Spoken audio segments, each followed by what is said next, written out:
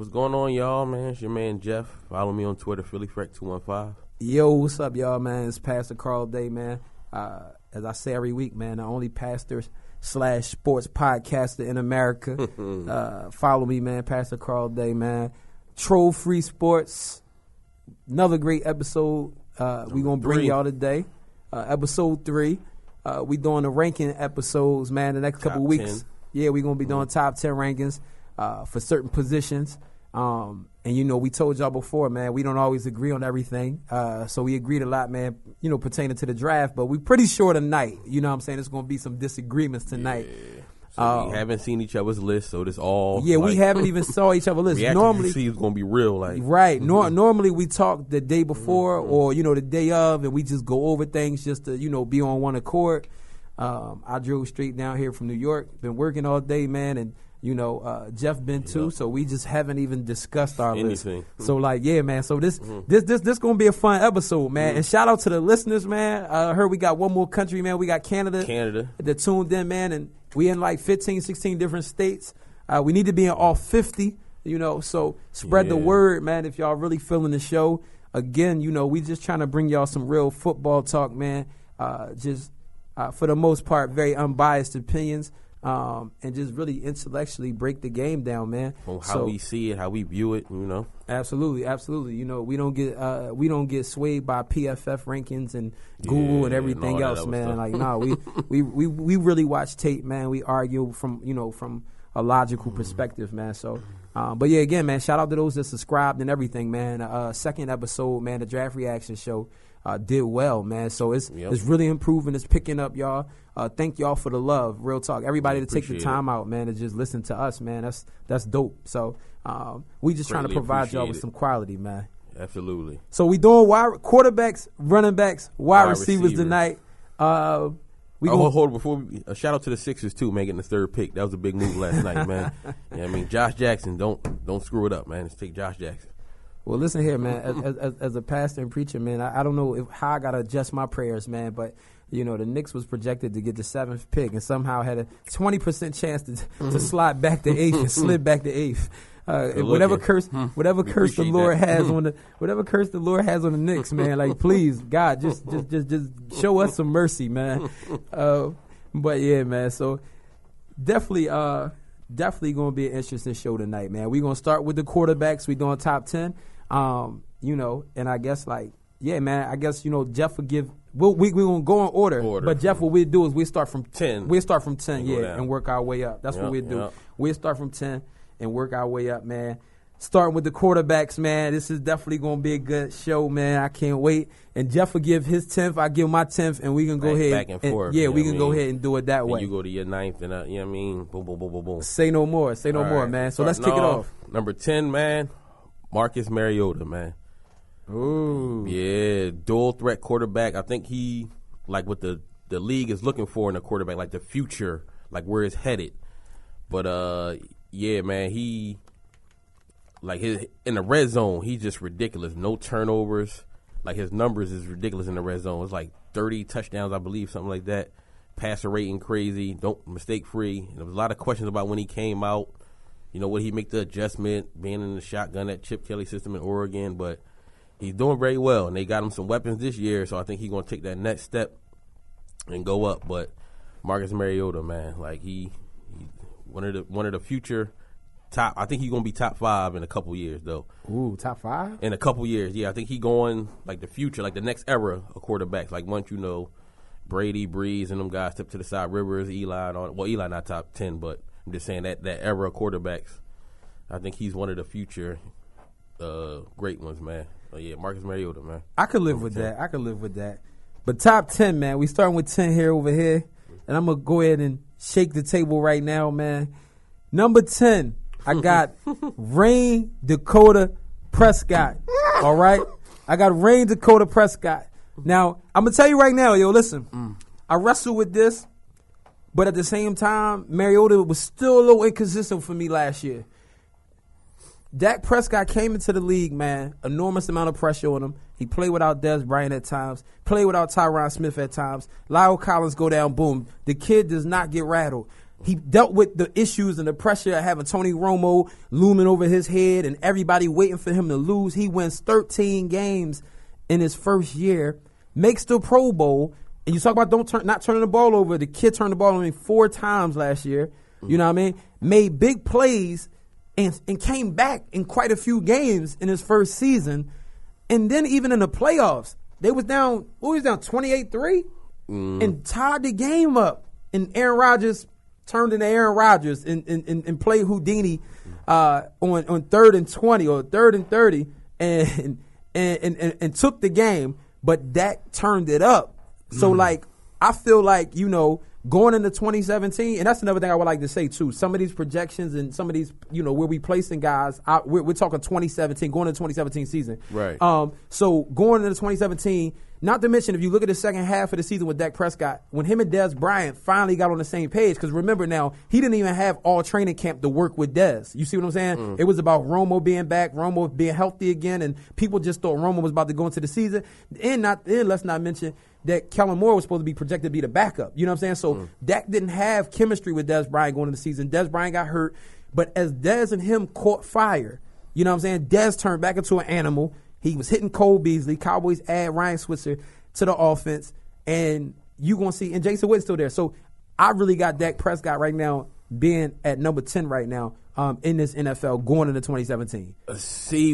Think about rookie quarterbacks, man. I compare it to like I don't know how many people follow baseball, but it's like a baseball analogy. Like you got to go through the league at least twice.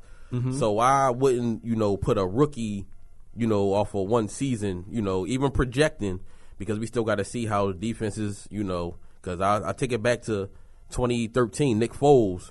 He looked like the next, oh man, he's going to be, next stud, 27-2. You know what I mean? The games he played, he went 9-2, his overall record.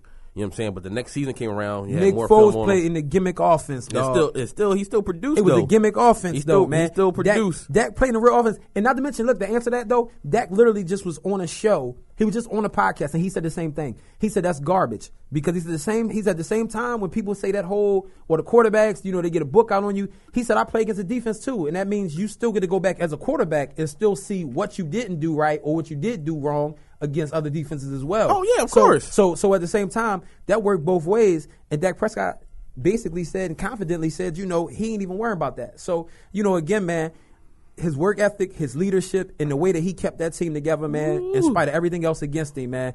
And for those reasons, I kept a couple guys off this list, and I'm sure you might even have on this list. But those other guys, man, I done seen them try to do some of the things that he's done already, and they already proved to me that they couldn't get it done. So Dak Prescott is 10th, baby. Dak Prescott is 10th.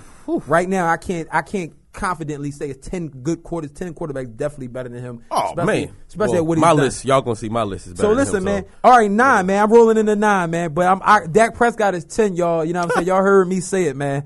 9, I got Cam Newton at 9. Cam Newton at 9. Cam Newton had an off year last year, but at the same time, man, he's still one of the most talented QBs out there. Just like Dak, and even to your point of Mariota, man, a dual threat. You know what I'm saying? But Cam definitely had an off season, which I still don't think he was the majority of the blame for Carolina last year.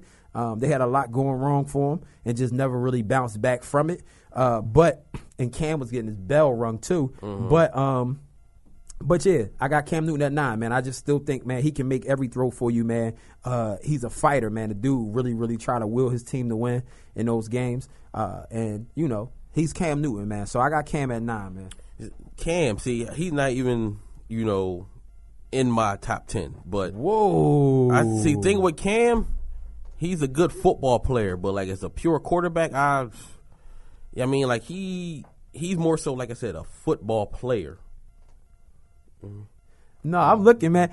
Man, just put out here 2014. Kimsky said Foles would be the next Brady, and that's why your boy Jimmy Kimsky is a clown, he man. He said that. What was the boy? He blocked me on Twitter too. Mike, not Kimsky. Boy, Mike Freeman. He said that. He was like I don't know. I mean, you could go look up his tweets, but he blocked. Yeah, Mike Freeman blocked me too. Mike Freeman said that. Mike Freeman, you too old, man, to be blocking everybody to disagree with you. There was a couple man. people making that analogy with Nick Foles.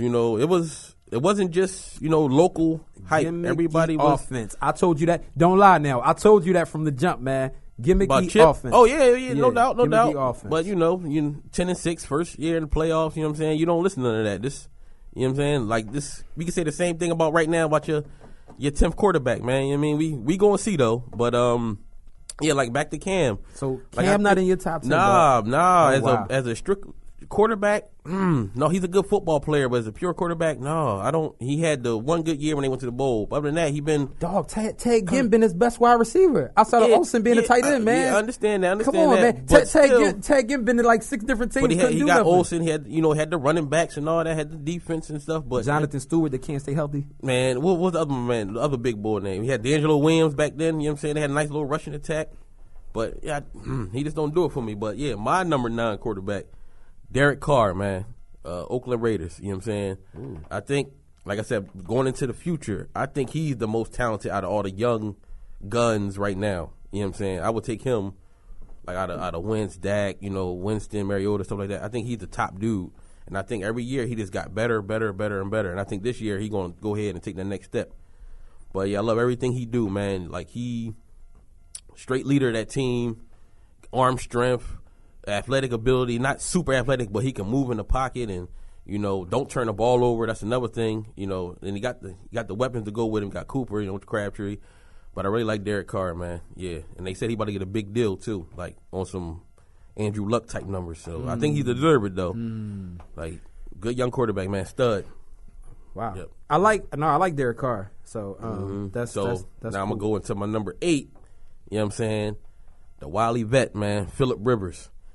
Like he is this, like he don't get enough credit to me. Probably because he playing San Diego, but just the consistency he's put up there, no matter what's around him. He didn't had LT, but he had years without LT, and he just he's one guy that makes his receivers better. Like you just don't know who he be throwing to. Sometimes you like, oh man, who's this? But he consistently puts up the numbers, don't get the protection. And, questionable head coaches over his, his tenure. But Phillip Rivers, man, especially when he played in that playoff game, that ACL, man, he had a fan in life for me, man, when he did that. LT was sitting on the sideline that one year with the hoodie on and the helmet. But yeah, Phillip Rivers, man, I don't think he get enough credit. And I think he might be, well, I don't think might be. I think he's going to be a Hall of Famer, man, when it's all said and done. Phillip Rivers Hall of Famer? I think so. Like he won't be first ballot, but he'll get in eventually, man. The numbers and all that, his consistency. Now, I like Phillip Rivers. I respect him, but he's not a top 10 quarterback for me anymore. Phillip Rivers didn't make my list. Definitely can't. Now, I'm not taking Phillip Rivers over Cam Newton. Going into the season, I would. Dog, Phillip Rivers threw 21 interceptions last year. Yeah, but look at it, the line he had. Then Keenan Allen went out. So wait, but Cam Newton was getting hit more than anybody and wasn't getting rough in the passer calls or nothing. But Cam never had any type of year passing the ball as Phillip Rivers. Like he never was the type of quarterback. Phillip Rivers had Vincent Jackson. Rivers then had Phillip Jackson. Rivers then had Antonio Gates. Rivers then had LaDainian Tomlinson. Man, Rivers then had teams, dog. And if you talking playoffs, man, Rivers have came up small in many playoff games, the ones that they did play, man, when they was favorites, cuz. I'm just talking about pure quarterbacking. But that's what I'm saying. But I'm removing Rivers out of the 10. That's why I was saying to you before when I added my man Dak Prescott in there. Guys like Rivers, we've seen this story for too long, and they just continuously don't get it done, and they're not willing these teams into being winning teams right now. And I just think Rivers, man, is really on a decline, man. I think he can throw the ball, he can put up some numbers, he can put up some stats, but I just think that he's not a winning NFL quarterback, dog. I just don't I don't see it. So that's the thing. When you can't, unless you Aaron Rodgers, man, you can't do it by yourself. You need some help. He had the help, man. He had Gates, and he was. That's when he was dominating. He was putting up the good numbers back then. Man. But recently, man, he's been carrying that team. And you can't even name some of the guys he's been playing with, man. Carrying them to the what, though? He's been carrying them to have them in games and to have the defense blow it, or they just can't get it done. They've been getting Rivers ain't in my 10, dog. Every week last year, man, they should have been at least about 10-6. Every week they was just in every game. That was because of him, man. Rivers ain't in my 10, man. Phillip Rivers, man. Rivers is on the outside though. He was definitely honorable mention, but I couldn't justify it. I've been fighting for Phillip Rivers, man, for a minute, but Rivers I can't justify him being in this 10, man. So my 8, man, I'm going with my 8 right here, man. We at number 8, right? Yeah, yep, number 8. Number 8, man, Andrew Luck. Okay. Andrew Luck, man. You know, Andrew Luck to me, man, is the most skilled pound for pound quarterback out there, period. I think he's the most skilled quarterback as far as arm talent, as far as mobility and everything else. Now, you want to talk about O-line? His O-line stinks, by the way. You know what I'm saying? But he really tried to make the most, man, and sometimes it's to his detriment because, you know, his offensive line gets him killed. He's constantly trying to move, make throws out of the pocket, constantly trying to fight and come back in games. Defense ain't really good at all. You know what I mean? And I just think that, you know, also, like, he's been hurt, too. He caught a few injuries here and there. But, again, man, like, just to me, definitely by far, I think he's definitely the most talented quarterback in sports, period. Yeah, he got footwork, and he can make all the throws. You know what I'm saying? Smart as hell. And smart as hell with the ball. So, like, I think probably Aaron Rodgers would definitely be like a tad probably more talented, but Luck is younger, so Luck probably still has a little bit. I mean, Luck's bigger too, so Luck got that mobility. So again, like I said, I think he's the most skilled, but he's 8th on my list. You know, years previously he probably would have ranked higher, but I still feel like he got to come back, man, and redeem himself, man, and start to actually get back to winning, because he definitely came in the league winning with that roster. That was they were like 2-14. Yeah, right. But also, I'm gonna say this: the division got tougher too. Oh, so now the division got tougher. He got to prove to me, because when he was winning it too, that division was weak. But you got Houston and them boys now who really playing ball. Got Washington, got a nice little young quarterback. Right. And Tennessee on the rise. You know what I'm saying? So like, yeah, now Luck really got to show us though. You know what I'm saying? Like, because he came in as the poster child, but he got to really show us that he's still got to win. He's a winning quarterback. So he's 8th on my list though, but his talent alone gotta keep him in my top 10. But he's 8 on my list. Okay. All right, so who you going to 7 now? Now my seventh is the guy I felt like you ranked a little low, man. I got Derek Carr at 7. Okay. I got Derek Carr at 7. I agree with you. To me, in my estimation, he is the best out of that young bunch, the Mariota, the Dax, you know what I'm saying, Wentz, and those kind of guys, and Jameis Winston too. He's definitely, to me, I think he's overall the best out of that young bunch. Yep. But I definitely got him there at 7. I feel like he's definitely on his way up. And just the all around very, very good quarterback, man. I mean, the dude can definitely make all the throws. Very calm, consistent under pressure, man. And he's just getting better, building a better rapport, man. You know what I'm saying? Even just from a mechanic standpoint, you know what I'm saying? But I think that a lot of people tried to knock him because of his bloodline, his lineage, because of Dave Carr. Then he came from that offense, that offense. But then the offense. But that's what I said about Dak Prescott. You know what I'm saying? Like, people try to knock him for the offense, but these guys really produced at a high level at school. And again, they carry some of the same similar traits, and they both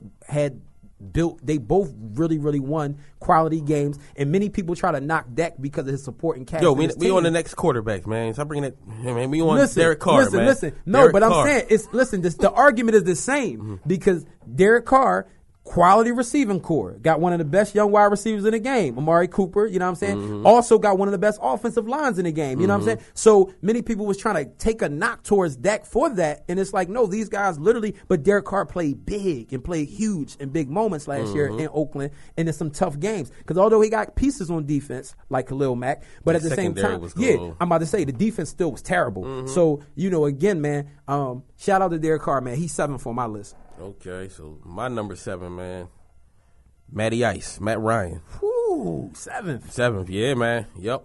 He finally put it together. Like, he finally lived up, not just the fantasy football stat-wise, but his play showed last year that he was a legitimate, top 10 quarterback.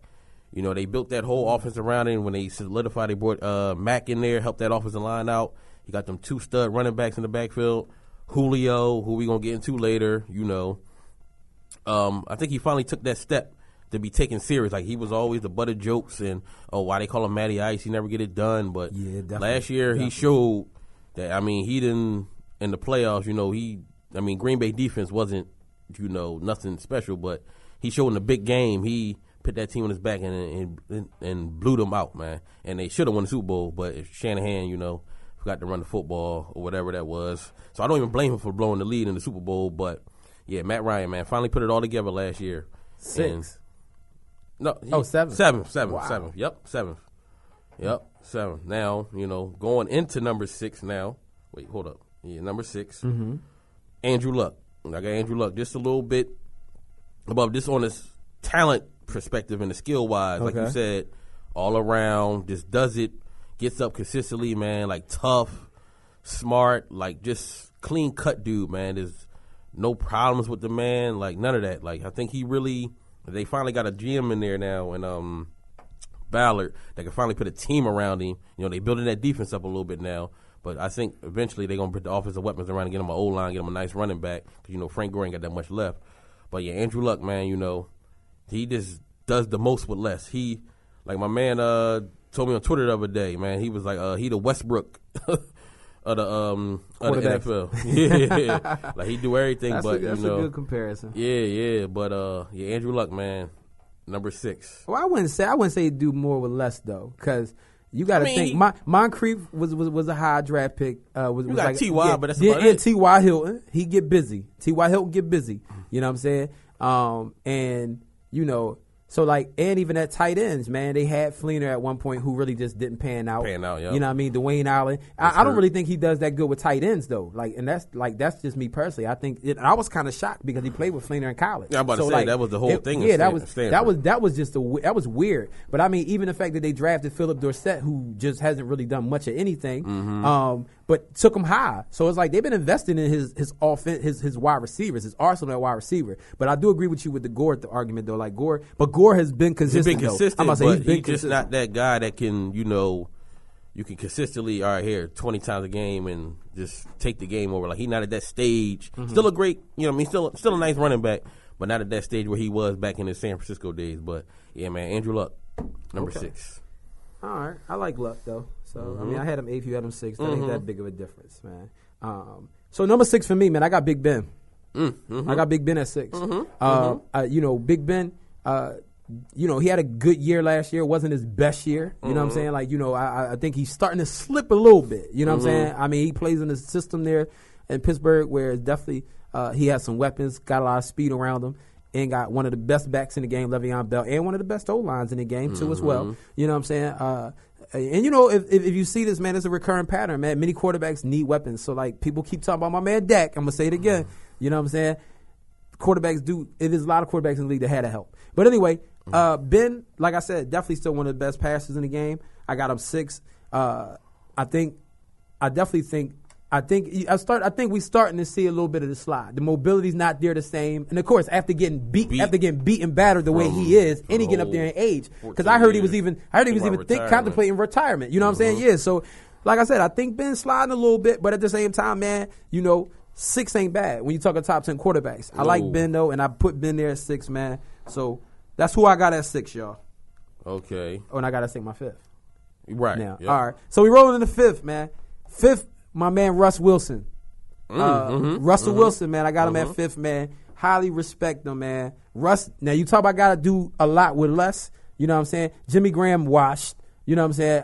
He came around a little bit last year. He did come around a little bit. Russ started utilizing him a little bit last year. But come on, Baldwin is his best wide receiver. Baldwin's really like a number 2, paid like a number 1 guy. You know what I'm saying? After the catch, he's tough. He's really tough once he get the ball in his hands. But he's no big outside target that should really be your X wide receiver. You know what I'm saying? Like, so I really think Russ makes the most with less. His offensive line sucks. And he sits there, scrambles around, create opportunities, continues to go ahead and keep plays alive, man. Running game wasn't good last year in Seattle. You know what I mean? And the defense even started to slide. And I think that Russ really was keeping them afloat. You know what I mean? Like, he still was taking the beating. Mind you, the guy's 5'11". You know what I'm saying? Yeah. And he out there making it happen. Please. So, I mean, Russell Wilson, man, is my 5th best quarterback in football. Yeah, I can't argue that. All right, my number 5 guy, man, Drew Brees. Just like ridiculous numbers, man. Like just put anybody out there with him, man. He's gonna still give you 5,000 yards every year. He a wizard. 40 touchdowns, and what he overcame, the shoulder. You know, people thought he wasn't gonna play again, and you know, the doubts and the questions about him. But he went and revived that franchise, man. Him and Sean Payton together, you know, of course. But I mean, the Saints he was known as the Aints, you know, for years. Like it was just a joke. Like when we look at the Browns now, that's how the Saints was looked at for a little bit of time. They had a nice little run when they had Eric Brooks, but other than that, it was just like, the Saints. So that's an easy W this year. Mm-hmm. But he came there and that city with, then the Katrina situation, and like he just turned that whole franchise around, man. Won them a bowl, but he's a first ballot Hall of Famer in my opinion, man. Oh, no doubt. Drew Brees, just like I said, just the consistency. And another dude like Russell Wilson, short, small guy, not the biggest dude. Yeah. You could tell he works at his craft. He gets, footwork crazy, arm just ridiculous, puts it right on the money. IQ, like crazy, just everything, man. Yeah. Like he's a guy that probably could go into coaching when he done if he want to. He just so smart. But like what he overcame, like I said, back to that shoulder situation, just it was just an amazing story, man. But yep, Drew Brees, number 5, and now going to number 4, my 4th guy, Big Ben. As you said, like basically what you touched on. Big, like, carried that franchise for years. Like, before when they didn't have all the weapons around him, like, he had Willie Parker as his running back, like, solid guys, but nothing like what they got now. And just consistently in the playoffs, performs in the playoffs. That Super Bowl win when they beat Arizona, Santonio Holmes. Oh, man, the way he put that ball right, that whole drive, the way he just perfected that drive was just beautiful, man. But, like I said, basically everything you touched on is big, sturdy, starting to slip a little bit, but until I see it completely fall off, he's still in the top 5 to me. Yeah. But number 4, yep, Big Ben, man. All right, man. Well, number 4, man, is the guy you had at 5, man. I got Breeze at number 4. Okay. Last year, man, I had Russell with Breeze, but at the same time, man, Breeze, just based off of last year, took a rookie wide receiver, man, good rookie wide receiver too, Michael Thomas, from the Ohio State University. But took him, man, and really had a great year with him. You know what I'm saying? They really caught fire later. You know what I'm saying? Like that, like after the first few games, like they just really start connecting and building, and he starts stretching defenses. But he didn't have much around him. Like defense wasn't good last year for the Saints. Offensive line really wasn't good at all either. You know what I'm saying? So Drew Brees, like, is just a magician, man. So like I got him as 4th. And again, like I said, because Big Ben is still, like, to me, on the slide, I couldn't just really have him in that top 5 range. Just considering, like I said, with Breeze and Russell Wilson, with them not really having quality O-lines, them not really having, like, top 10 wide receivers on their team and stuff like that, for them to still produce, you know what I'm saying, at a high level and make the most of what they were doing, I just was like, yo, like, Breeze is 4th, man, for me. You know what I mean? So Breeze is 4th. 3rd for me is a guy, man, you had all the way at the back. I got Matt Ryan at 3, man. Because I'm going to tell you, listen, and I've been critical of Matt Ryan for years. You know what I'm saying? Matty Ice, dude never went in the playoffs. Yo, dude, finally, the light turned on. Like last year, when Atlanta got warm and they just start taking off, like those games that was tough, the games that they was in shootouts and they had to fight back and claw back in, Matt Ryan was literally, he wasn't blinking. Like he was taking over games, man. And I just feel like right now, he is at that zone to where, not to mention he got to the Super Bowl, not to mention he was lighting the Pats up in the Super Bowl. Like you said, you can't even blame him for losing the game because the coordinator went brain dead. So the way Matt Ryan turned it up, and just, again, we talking about the trajectory of these players. So going into 2017, with him being in that groove, I think him with that chip on his shoulder and what they're building in Atlanta with those running backs and with Julio Jones, you know what I'm saying, and the additions they've made over there, I just think, man, he has solidified himself as a top 3 QB in his league, and I think that they're going to have another dominant year this year. And I just think, again, like it's not a throw Matt Ryan can't make. He has good enough athleticism, you know what I'm saying, to go ahead and avoid the rush. Got a good feel for the rush, you know what I mean? And he's great with the ball, man. So Matt Ryan is number 3 for me, man. Okay. Number 3 for me, Russell Wilson, man. Whoa. Yeah, number 3. Okay. Listen, man. Yeah, I like Russ. Go ahead. Yeah, he it's not always like stats related with him, but he just wins, man. Like he wins. Like you got a shot every Sunday with this guy, no matter who you playing against, what defense, what other quarterback. Like he gonna bring his not his A game, but when it matters most, he gonna come through. That playoff game when they was down to Green Bay and he just was having a terrible game. And when crunch time came, he brought him back, the 2-point conversion. Like he just makes crazy plays, man. Like you really don't, like a player like him, you don't really like see the greatness until you play him. So, like, when we went up to Seattle last year, you just seen, like, the way he just commands that team and the huddle and the way he plays on the field. Yeah, man, it's like he number 3 to me, man. Your like, mention's about to be on fire, man. Folks gonna be like, man, over Breeze, over Big Ben. Man. Like, you know, I like Russ. I love him. Yeah, so, like, but I'm saying, you said, with no O-line, with just nothing around him, he consistently. I mean, the defense play a part in that too as well. But you got to score points in this league as well too. So I want to throw this in there though, man. You talking about the way he commanded the team, the way he wasn't playing as well, but he came back and brought them back in that playoff game against Green Bay. That sounded like he won that playoff game. He won the playoff game though. Oh, you talking the one? Oh, you talking the one? Yeah, he won? Okay. he won the playoff game. He ain't lose that. I mean, he won Super Bowl, man. I'm about to say he didn't win one this year, but we'll see. You know what I mean? But yeah, I got you. But it sounds like a lot like the 10th guy on my list. we at number 3, man. Number 10 is like, you know, further down the road. That was about 20 minutes ago, man. Why we keep bringing that? All right, no, it's all good. It's all good. Go ahead, bro. But but like I said, man, Russ, he just like I can't even name his offensive lineman, man. I pretty much know a lot of players in the NFL. Like they just had undrafted free agents playing left tackle, and it was a mess last year, man. But he was that one. He brought it every Sunday, Monday, Thursday, whenever they played. Had him in every ball game, man. I like Russ. Russ number 3. I ain't arguing with you with that. Now to number 2, man. I'm gonna go with Aaron Rodgers, man. Got him at number 2. Like I was fighting, but you know I'm pretty sure everybody know who number 1 is gonna be. But I was fighting between that. But Aaron Rodgers, man, just has everything.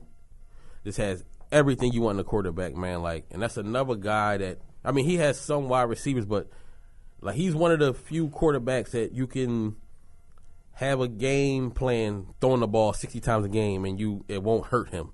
Like every quarterback, you know, needs to rely on the run game. He can win it literally on his arm, man. Yeah, the more you expose most quarterbacks, the more trouble they potentially get into. Right. With him, you can't blitz him because he's going to read it. Like that quick release, that arm. My goodness. If you, that boy's something special, man. Like he just ain't got the hardware, the top guy. But I mean, you really won't get no argument from me if you flip flop these guys. But Aaron Rodgers, man, he's just special. Thank God he won one, man, because so many people try to play the whole, oh, he's good, but he didn't win a Super Bowl type like thing. That Dan Marino, the dummy argument, man. Yeah, but good. Watch thing him play, one, man.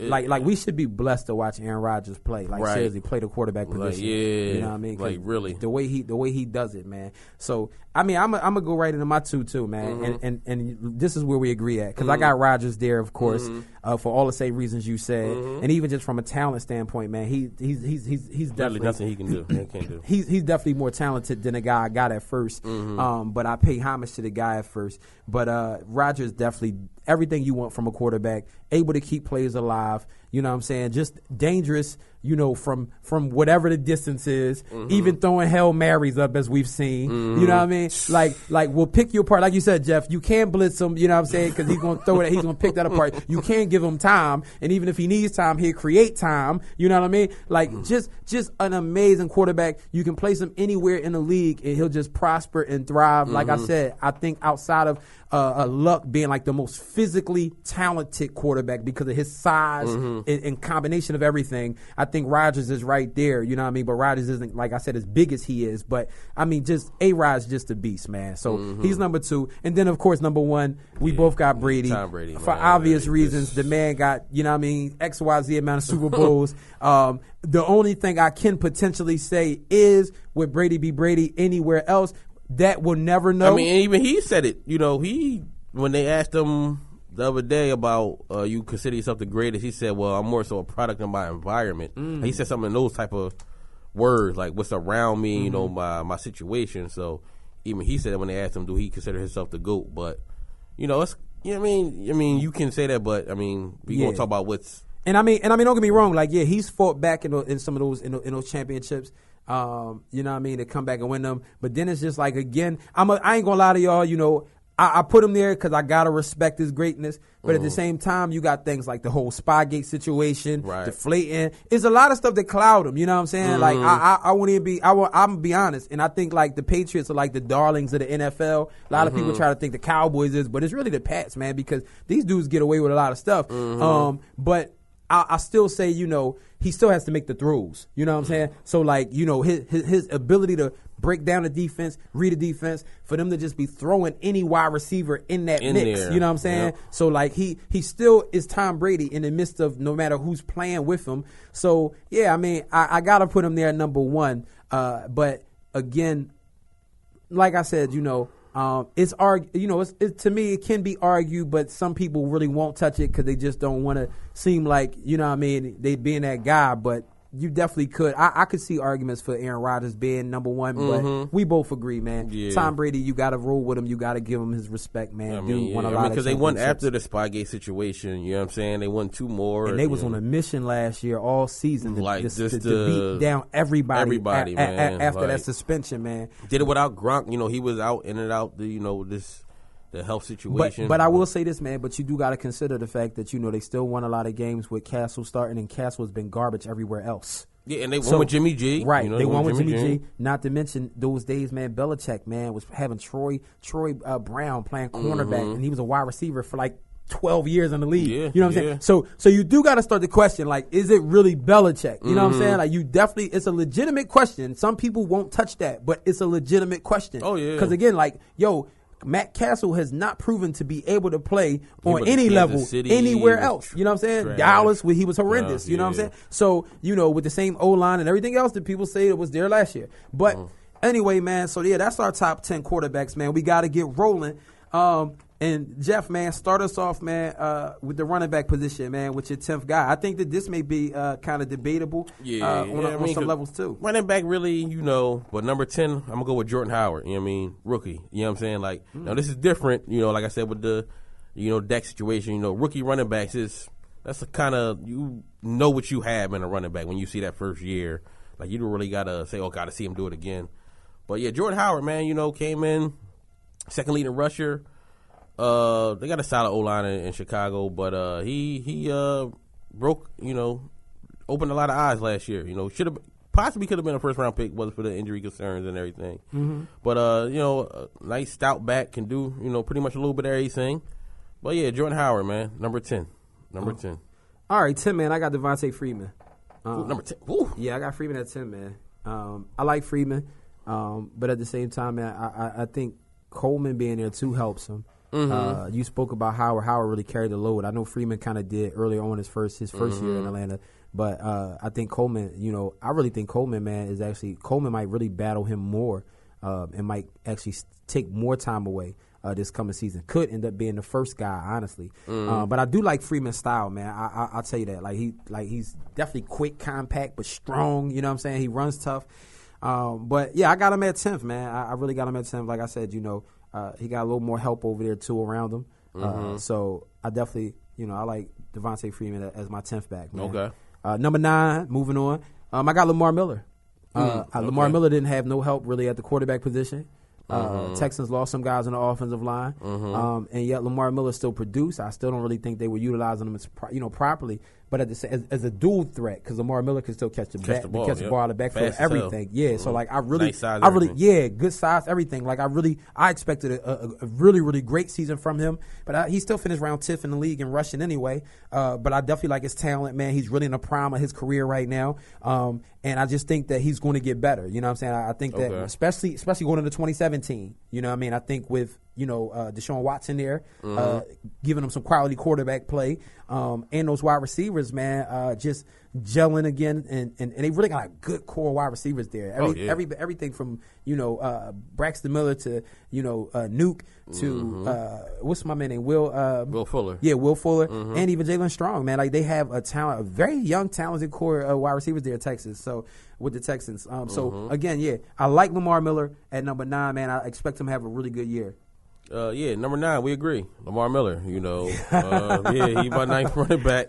That's dope. But like in Miami, they really didn't use him a lot for some whatever strange reason that was. I was pissed many fantasy football seasons of him not getting used properly. But yeah, like you said, touch on everything. He can do a little bit of everything, man. So But on to number 8, DeMarco Murray. I got DeMarco Murray at number 8. Yeah, like a nice solid running back. You know what I mean? had his year here. It was weird. So say that then, man. You bitter from the Philly year, man. So you No, put no, DeMarco not even at that. 8? Not even that. Because I mean, I could have left him off, but you know what I'm saying. But he proved, he had one great year, and he had solid year last year, and he had a good year the year before when he had the 1,800-yard season. But yeah, he's a solid running back, man. Can do everything, but he just wasn't a fit here, and it seems like Chip missed out on Devin McCourty back then, so he was like, I'm gonna use that money to get DeMarco Murray. So it really wasn't like a plan to have him because they really wanted Frank Gore originally. But yeah, DeMarco Murray, man, solid, good running back, man. Nothing, I was mad when he was here, of course, but he showed that he's still a solid running back, in Tennessee. They got a nice old line down there with Mariota and things like that. They got Corey Davis, so he should have. Well, pretty soon, I think Henry going to start taking more of his carries going forward because I think he'd be 30 this year, maybe, if I'm not mistaken. So, but yeah, man, DeMarco Murray, number 8. Disrespectful, man. Disrespectful, man. Number 8, man. I got Jay Ajayi. Okay. I got Jay Ajayi at number 8, man. I think that I will say this. One thing that was alarming was that few of his games. He had 3 200-yard games last year. You know what I'm saying? So like that pretty much almost made up for like half of his yards. Yeah. You know what I mean? But again, when Miami finally started to learn that the kid really, really, really can play, just like you brought up with Jordan Howard, this was a guy who really a lot of people saw as a late first round, maybe second round talent. You know what I'm saying? Then it was like rumors, around a draft, like about a knee condition or something like that. And like his brother came on Twitter, like cussing teams out. He was talking about the Cowboys because the Cowboys didn't take his brother and everything else. But he came and he was running mad. He was running angry. And Miami really started to click last year, as he got going. And Ryan Tannehill was flowing. And I think that in this next year of Adam Gase, I think that like this hell of a coach too. Guy wanted to be the Eagles coach. But yeah, and I definitely think that the second year now of them running in that same system, Miami making additions and just doing what they're doing going into year 2, I think he's going to get better, man. So I got him at number 8, man. I got him at number 8.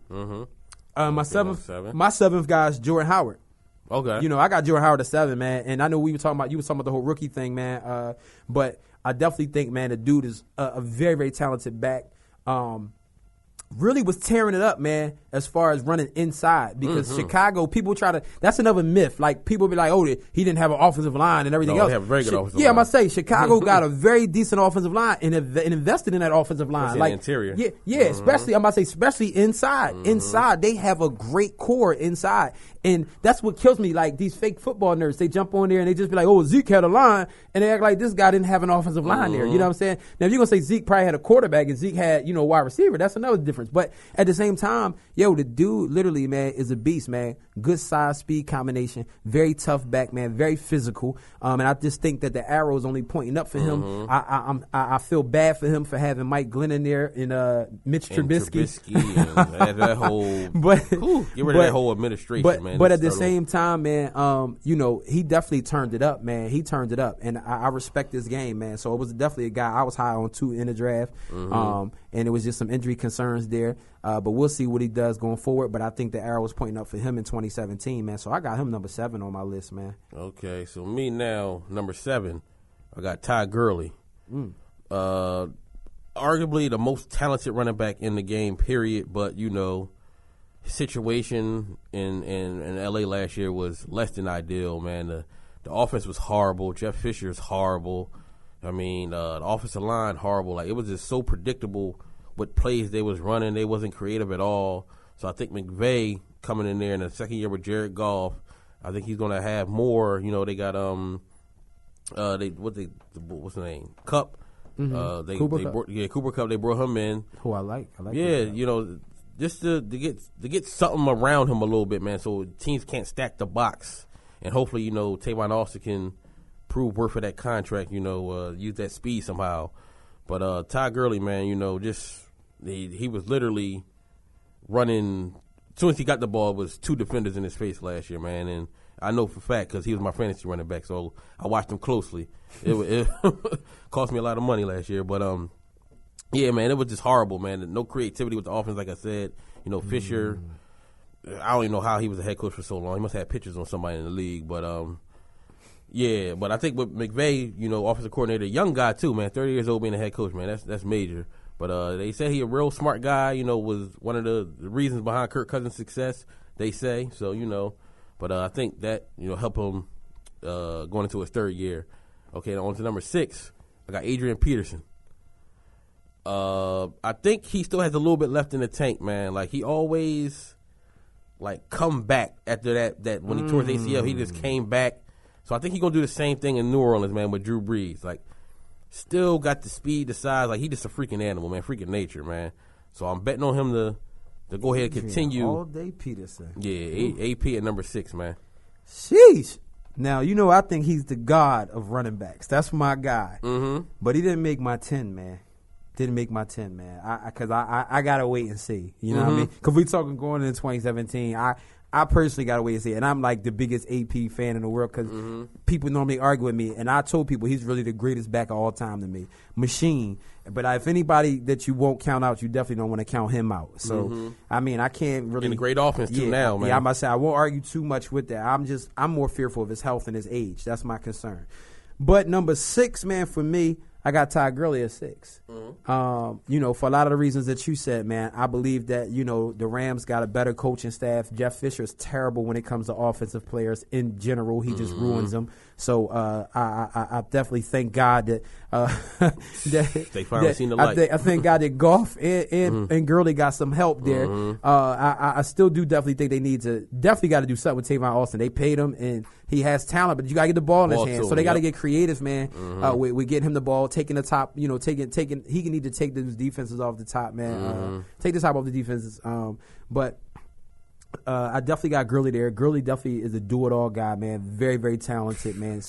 Extremely talented. He went top 10 with an ACL, ACL injury, man.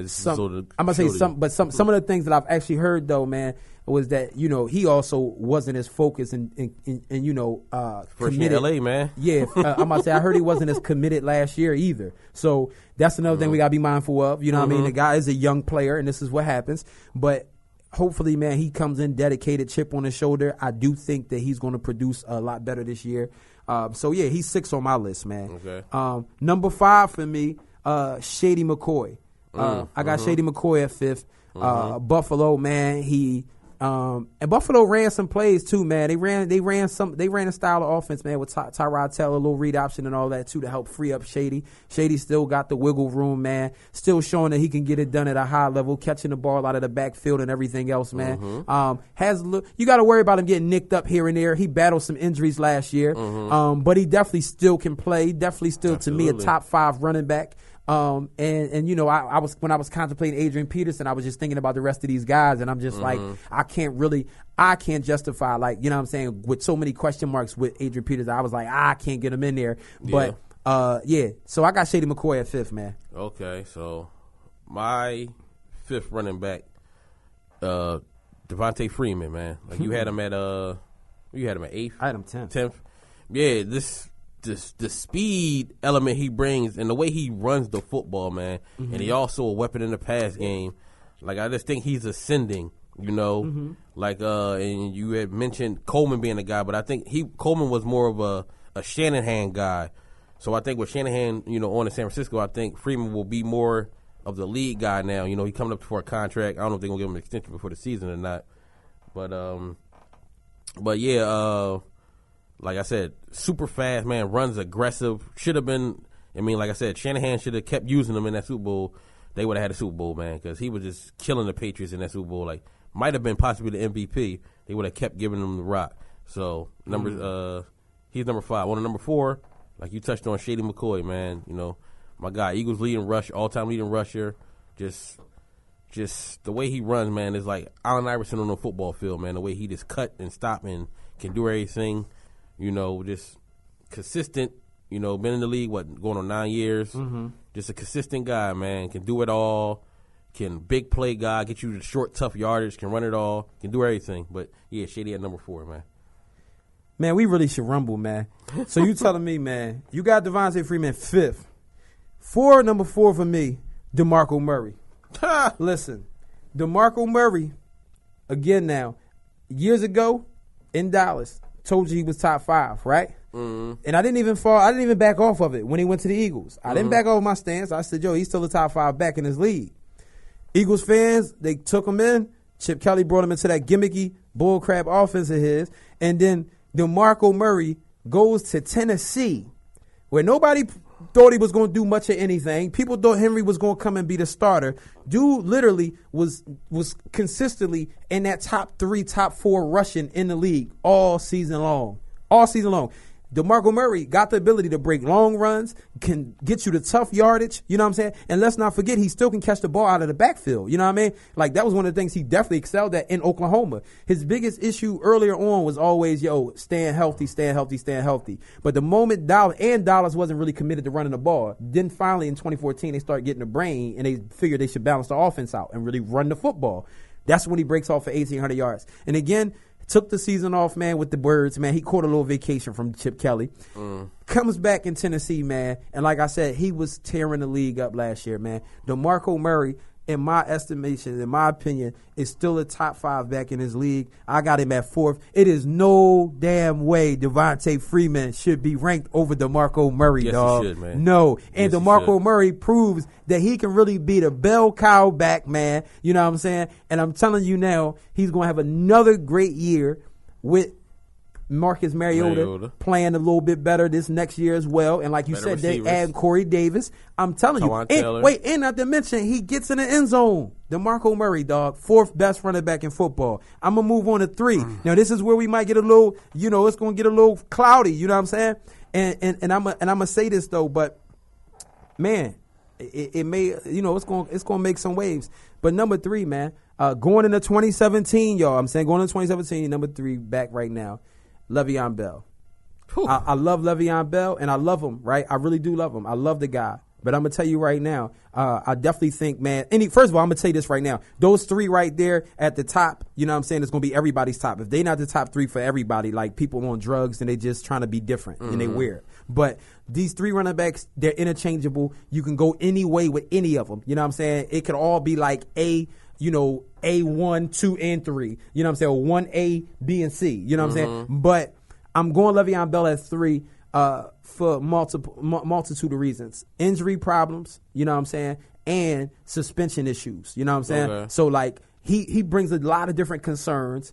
I know he's playing for a contract year, so I expect him to be very great this year. Running style, crazy. The dude definitely can catch passes, you know what I'm saying? And they all 3 of these guys are actually, got the skill set to do both on both ends. But definitely good running, good pass protector too as well. And definitely plays behind a great offensive line, plays in a talented offensive system, period. You know what I'm saying? But like I said, those 2 concerns for me with Le'Veon Bell, man, is the injury history, man. I am concerned a little bit, how he's going to survive, man, long term, because he's already been battling a lot of little injury history. And also, like I said, man, with the suspension issue. So that right there kind of dropped him for me.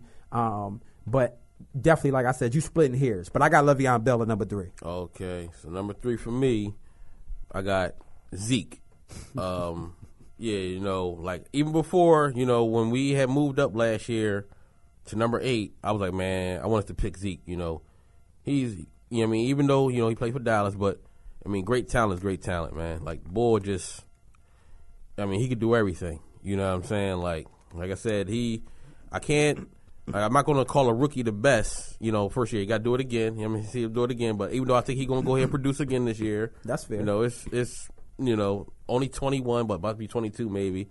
Like, can literally do everything on the football field. Like, there's nothing he can't do for real. Like, he, like with DeMarco Murray, like some of the runs that DeMarco Murray couldn't finish, he finishes. You know what I'm saying? And he can run, he can kill the clock.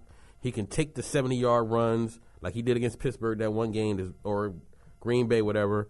You know what I'm saying? He can, any style you want to run, you can use him in your backfield, man, because he can play anyway. No matter what scheme, what system, he can do it all. Number 2, I got Le'Veon. Yeah, I got Le'Veon. Like you said, some injury concerns, the suspensions and all that. But on the field, like his patience, like he's patient to the point where you're like, yo, what the hell is he doing? And he just finds a whole jump cut. It's ridiculous, man. Like, and and he works hard too, because he was a real big guy when he came out. Got himself in shape, got the right weight going on.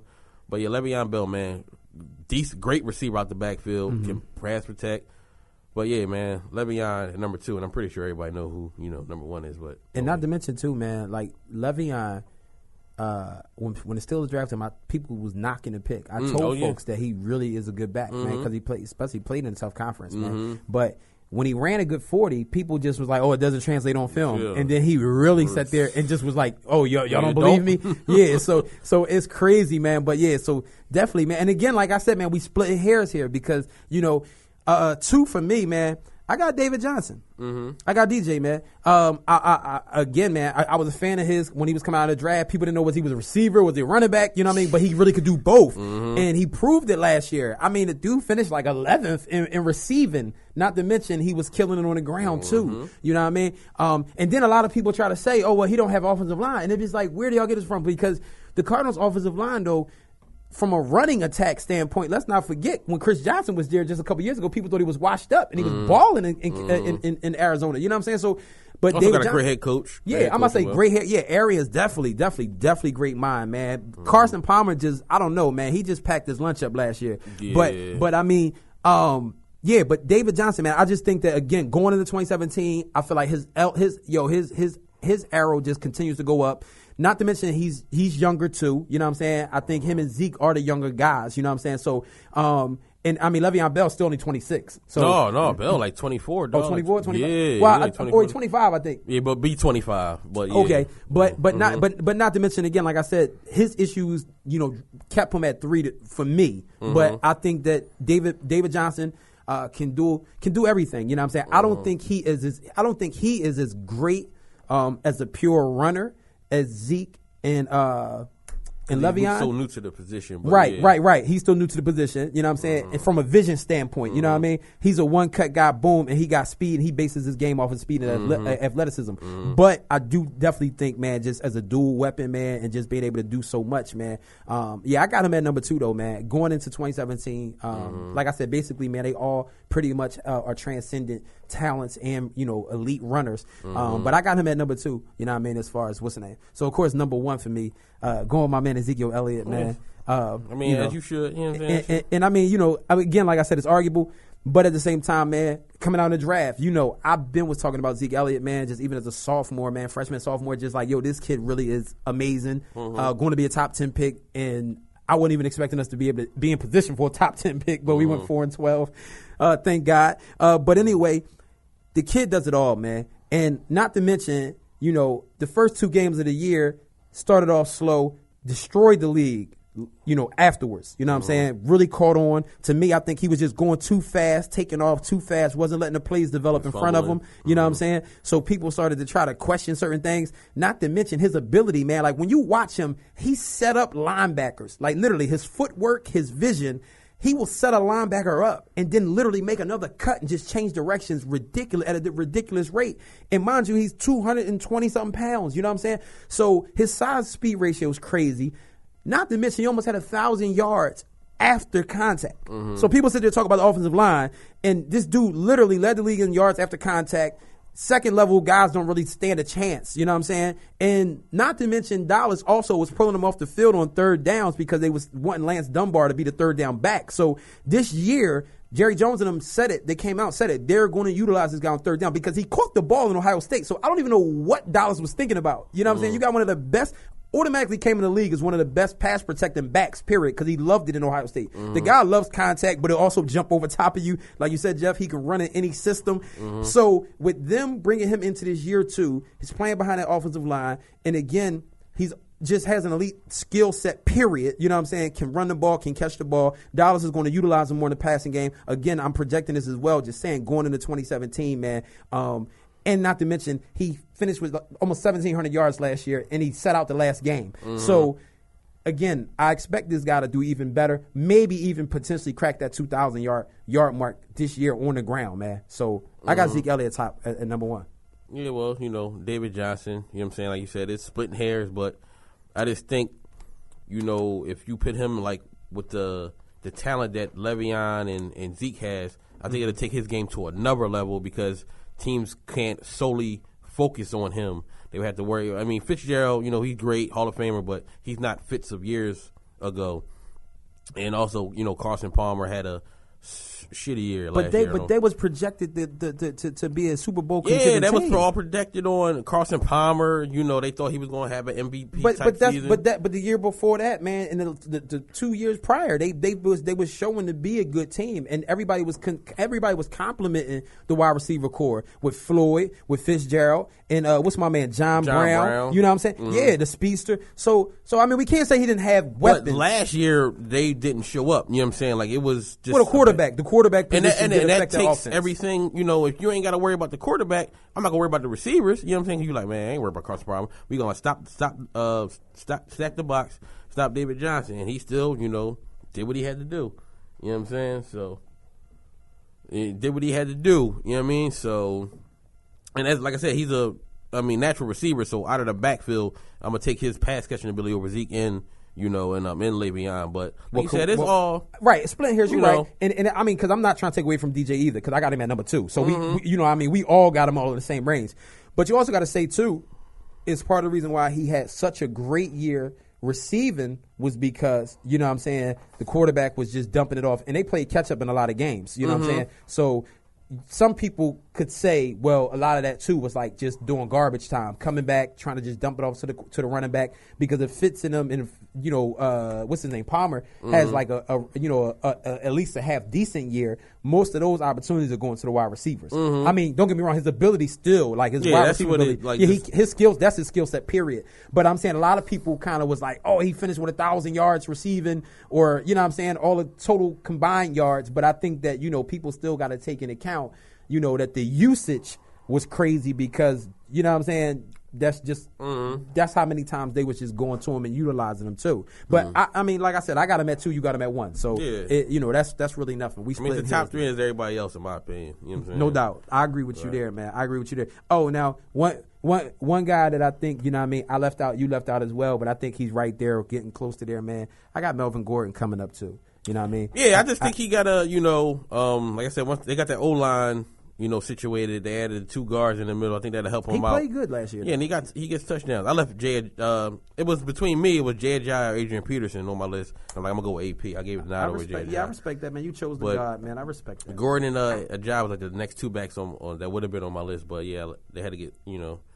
Freeman too high. Freeman too high. Nah, man, you'll see this year. And as you said, going into 2017, I got you. That's a good projection, though. I mean, that's definitely projected. But that boy, he was the key piece, you know, that helped that offense, you know, behind that when Mac, you know, what I mean, he was that made him take the next step, I believe. Quick question, man. Do you think Fournette will be in that top 10 discussion next year? Oh yeah, I think him, Mixon, and Cook. I mean, I think all 3 of them got the elite ability to be, you know, top 5 running backs. Like, you know, all 3 of them guys. I think what we gonna have to see, I think in most likelihood, because I think a lot of the youngsters we talk about gonna be there. I think the 2 we might have to see if they start to fall off is DeMarco and Shady. Cause they're that age, you know what I'm saying? But the way they look, I'm just saying, shout out to them because they holding it down at the running back position, man. We're having those years in, man. And as the lead guy, like no, right, you know, right. As the lead guy, no help. Yeah, they still eating. So you're right. But yeah. So all right, man. Moving on to wide receivers, man. Yep. Okay. You know, I'm gonna start it off. Number 10, I got Amari Cooper, man. Number 10. Route running, to be so young, his route running is crazy, so man. Mature. Like, he can get open versus any DB. Just the way he set up his routes, like the way his footwork. Like, if you need a 10-yard hitch, he running 10 yards, and like it's not nothing shorter or longer. Like, he's right on point. And sells the routes too. Yeah, like he came out so polished, man, out of Alabama, man. Shame they ain't have a better quarterback. He would have put up better numbers, but yeah, man. Amari Cooper. In Alabama, by the way, because some people might have listened and be like, if he ain't had a better quarterback, like, because Alabama. Right? At Alabama. He would have put up better numbers in the SEC because nobody could have covered him. You know what I mean? It was difficult to cover that bull in college, but it's difficult to cover him now. But Amari Cooper, man. Yeah. Okay. Now on to my next. Number 9. I got to go with 10. Okay, you go with 10. Right. So 10 for me, man, I got Jordy Nelson. Okay. I got Jordy Nelson at 10, man. Jordy had a very good year last year. You know, took a bit of a dive, man. He's taking a dive to me just because of age. Yeah, just because of age, you getting up there and injuries. You know what I'm saying? He was battling injuries last year, but he still produced. You know what I mean? Oh yeah. And I mean, still was showing ability, man, to make clutch catches, man. Still catching over dudes, and I think that, man, I want to say, I think that he is probably one of the craftiest wide receivers in football. You know what I'm saying? In a good way. Because, like, he's not a guy that's a burner, you know what I'm saying? Not a guy with the most athletic traits, but he just gets it done. He's a worker, you know what I'm saying? Like, I mean, routes are clean, and he just knows how to do the little things, you know what I'm saying? He's like that old head that, you know, you playing basketball with, and he just knows all the tricks to just continue to still beat you, even though he's not more athletic or not faster than you, definitely not the strongest and everything, but he's just a guy that can really do everything. And I mean, even at his age, man, you know, about 31 now, and yeah, man, I got Jordy Nelson at 10th, man. 9th for me is I got Amari Cooper. You know what I'm saying? So you had him at 10, I had him at 9. I got Cooper at 9, man, for all the reasons that you said too, man. Very polished route runner, man. Young kid, man. Continuing to just go higher. And the wide receiver pool is just so tough. That's the only reason why he's even like 9th, you know what I'm saying, at this point. But, you know, going to 2017, man, he's just going to continue to get better. And I really wanted to put him higher and just felt like I couldn't right now at this moment. But, yeah, man, Amari Cooper can do it all. Him and David Carr is going to be great for a long time going forward, dog. And it's just like, yeah, man, that's that, man. So, number 9, what you got, Jeff? Number 9, I got T.Y. Hilton. Like, you know, smaller guy, but, you know, can run every route. He play bigger than his size, you know, sometimes, but it's just hard for defensive backs to cover him because he has a speed element. Him and Luck got that great connection. But, like, he puts up great numbers, man, and you know, like I said, it's difficult to stop him. I remember it was a couple years ago when he went against the Legion of Boom when they had the Bull Browner, and everybody was like, oh, man, it's the best secondary of football. He torched them, man. You know what I'm saying? They couldn't do nothing with him. Like, so, like, he go up. He go up and get it. Yeah, he the one consistent thing that Andrew Luck do have. But, yeah, T.Y., man, number 9. Number 8, like you touched on, I got Jordy Nelson at number 8. You know what I'm saying? Also, like, that year he was out, I mean, Aaron Rodgers was still Aaron Rodgers, but he struggled a little bit. Yeah, like Randall Cobb wasn't it. Yeah, he wasn't it like people thought he was. Yeah, he struggled without, you know what I mean? A-Rod struggled without that bull, man. But like you said, he can do everything on the field. He even brought James Jones back. Yeah, right. He had got busy for a little bit. He did get busy, right that year. Yeah. But yeah, Jordy, man, like I said, he could another one, crafty, like you said, could do it all. Great hands, could go up and get it, and like the way he sell his routes, the way that the defensive back can look up, he got about a step on you already. It's like, damn, like how did that happen? But he's not a blazing dude, but he gets deep. But yep, number 8, and that back shoulder fade. Can't cover that. Yeah, that back shoulder can't fade. Cover that. Nelson. Like he played him side. He know the sidelines. Yep. Like he always know where the sidelines is, man. Yep. Yeah, that's good. That's good. All right, well, I mean, in 8 for me, it's funny, man, because we got those 3 guys. We chose the same 3 guys, all in the same range. But yeah, I got T.Y. Hilton at 8. Okay. You know what I mean? I just love him. I really love his game. I feel like, he's so underappreciated, but he can do everything everywhere. And he's a little guy. You know what I'm saying? Dude, yep. Little guy, but jumps up, go up there, get it. Speed, just top-notch speed, man. Routes, footwork is just beautiful, you know what I'm saying? And he comes out of those breaks, it's like, man, he's just unguardable, you know what I'm saying? And I really, and I just think that, especially give Luck some more time, and I just think his numbers are going to get even crazier. You know what I'm saying? Yeah, his numbers going to go up even crazier. So I got T.Y. Hilton at 8, man. I just think, definitely one of the best, really one of the best wide receivers, man, in this game. A lot of people really don't talk about enough. And he just gets overlooked at times. But it's just good to know, man, that we on one accord with that because he's definitely a top 10 guy in this league. And we basically had our last, the bottom 3 guys, in that bottom 3. And this is where it might get a little shaky at, man. I'm going into 7. That's where we at 7, right? Yep. 7 for me, man, DeAndre Hopkins. Okay. I got Hopkins at 7, man. I mean, the other 6 guys, I just feel like, to me, just have a better skill set than him. But he's a guy, man. is not the fastest guy on the field, but really goes up and get that ball, will snatch it from you. I like his attitude, man. And don't get me wrong, he got penalized last year, man. He didn't have a great year last year because we know his quarterback stunk. I mean, but his quarterback still put stunk. Up 900 yards, I'm about to say, yards. His quarterback stunk the year before too, but he still had more. He had way more yards. But I think I think sometimes, man, it's tough for him to really get separation from corners as well in the league at that next level. But he definitely still can get up there and get it, man. Definitely solid route runner. Definitely has tremendous hands. And he's still young. So I still think his arrow's pointing up, man. They got Deshaun Watson there. 2017, I got him for having a bounce back year. He's still a top 10 wide receiver. I got him at 7, man. That's my 7th ranked guy. Okay, so number 7 for me. Now this is where we're gonna start disagreeing. I got Dez, number 7. Okay. Like I said, we did this about 2-3 years ago. He would be in the top 3, but his last 2 years, with the injuries, even last year, letting Jenkins, lock him down twice. You know what I mean? It was just like he had trouble. Jenkins had help. Yeah, he still got locked down, whatever.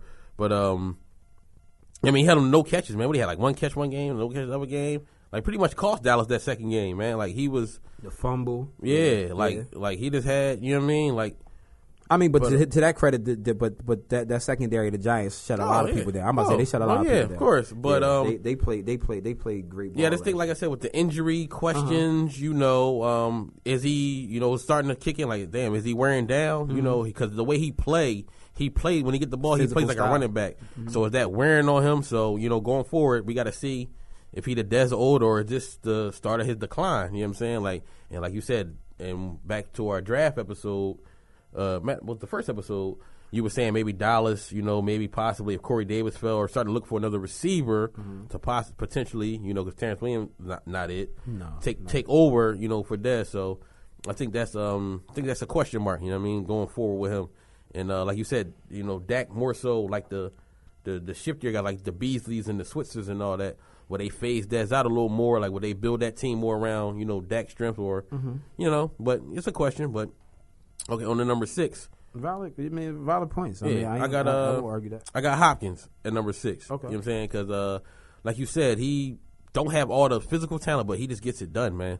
And last year, I just think, like I told you before the season, I was like, Osweiler got a more of a connection with Will Fuller. Like I was like before the season, I'm like, he just don't connect with Nuke. I think he connect with Fuller more. But he still put up, like I said, 900 yards. And the year before, even with Hoyer and Savage and all them other dudes, he had 1,500 yards and.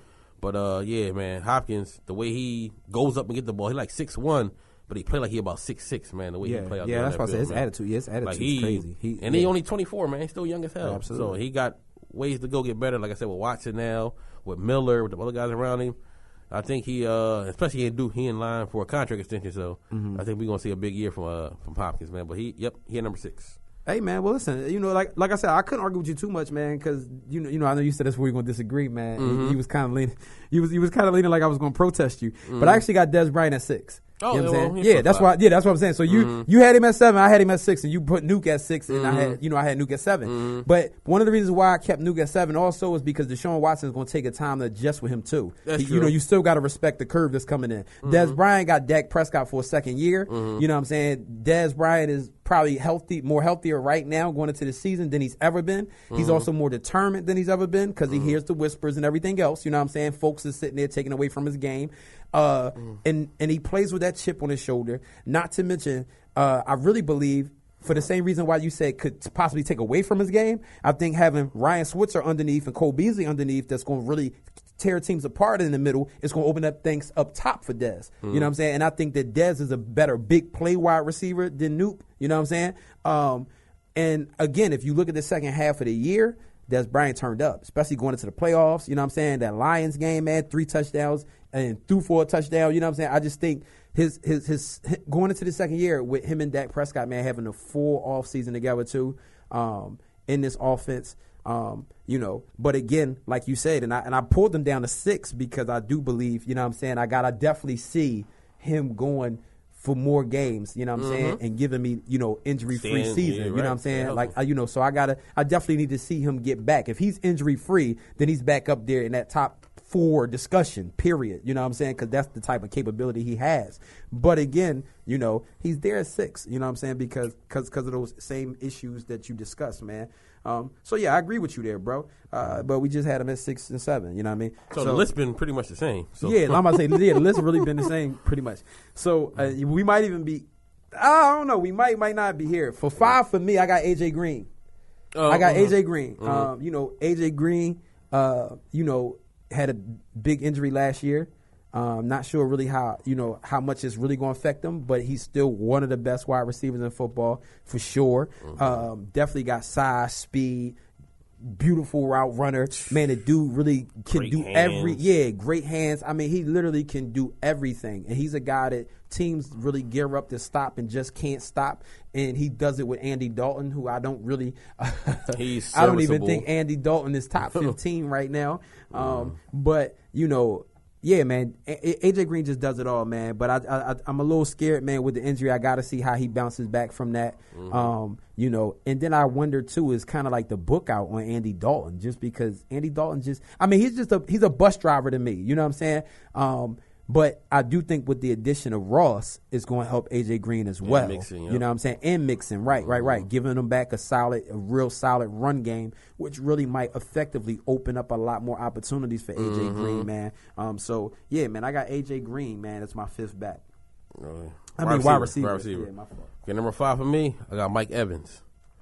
This day one just came in and produced.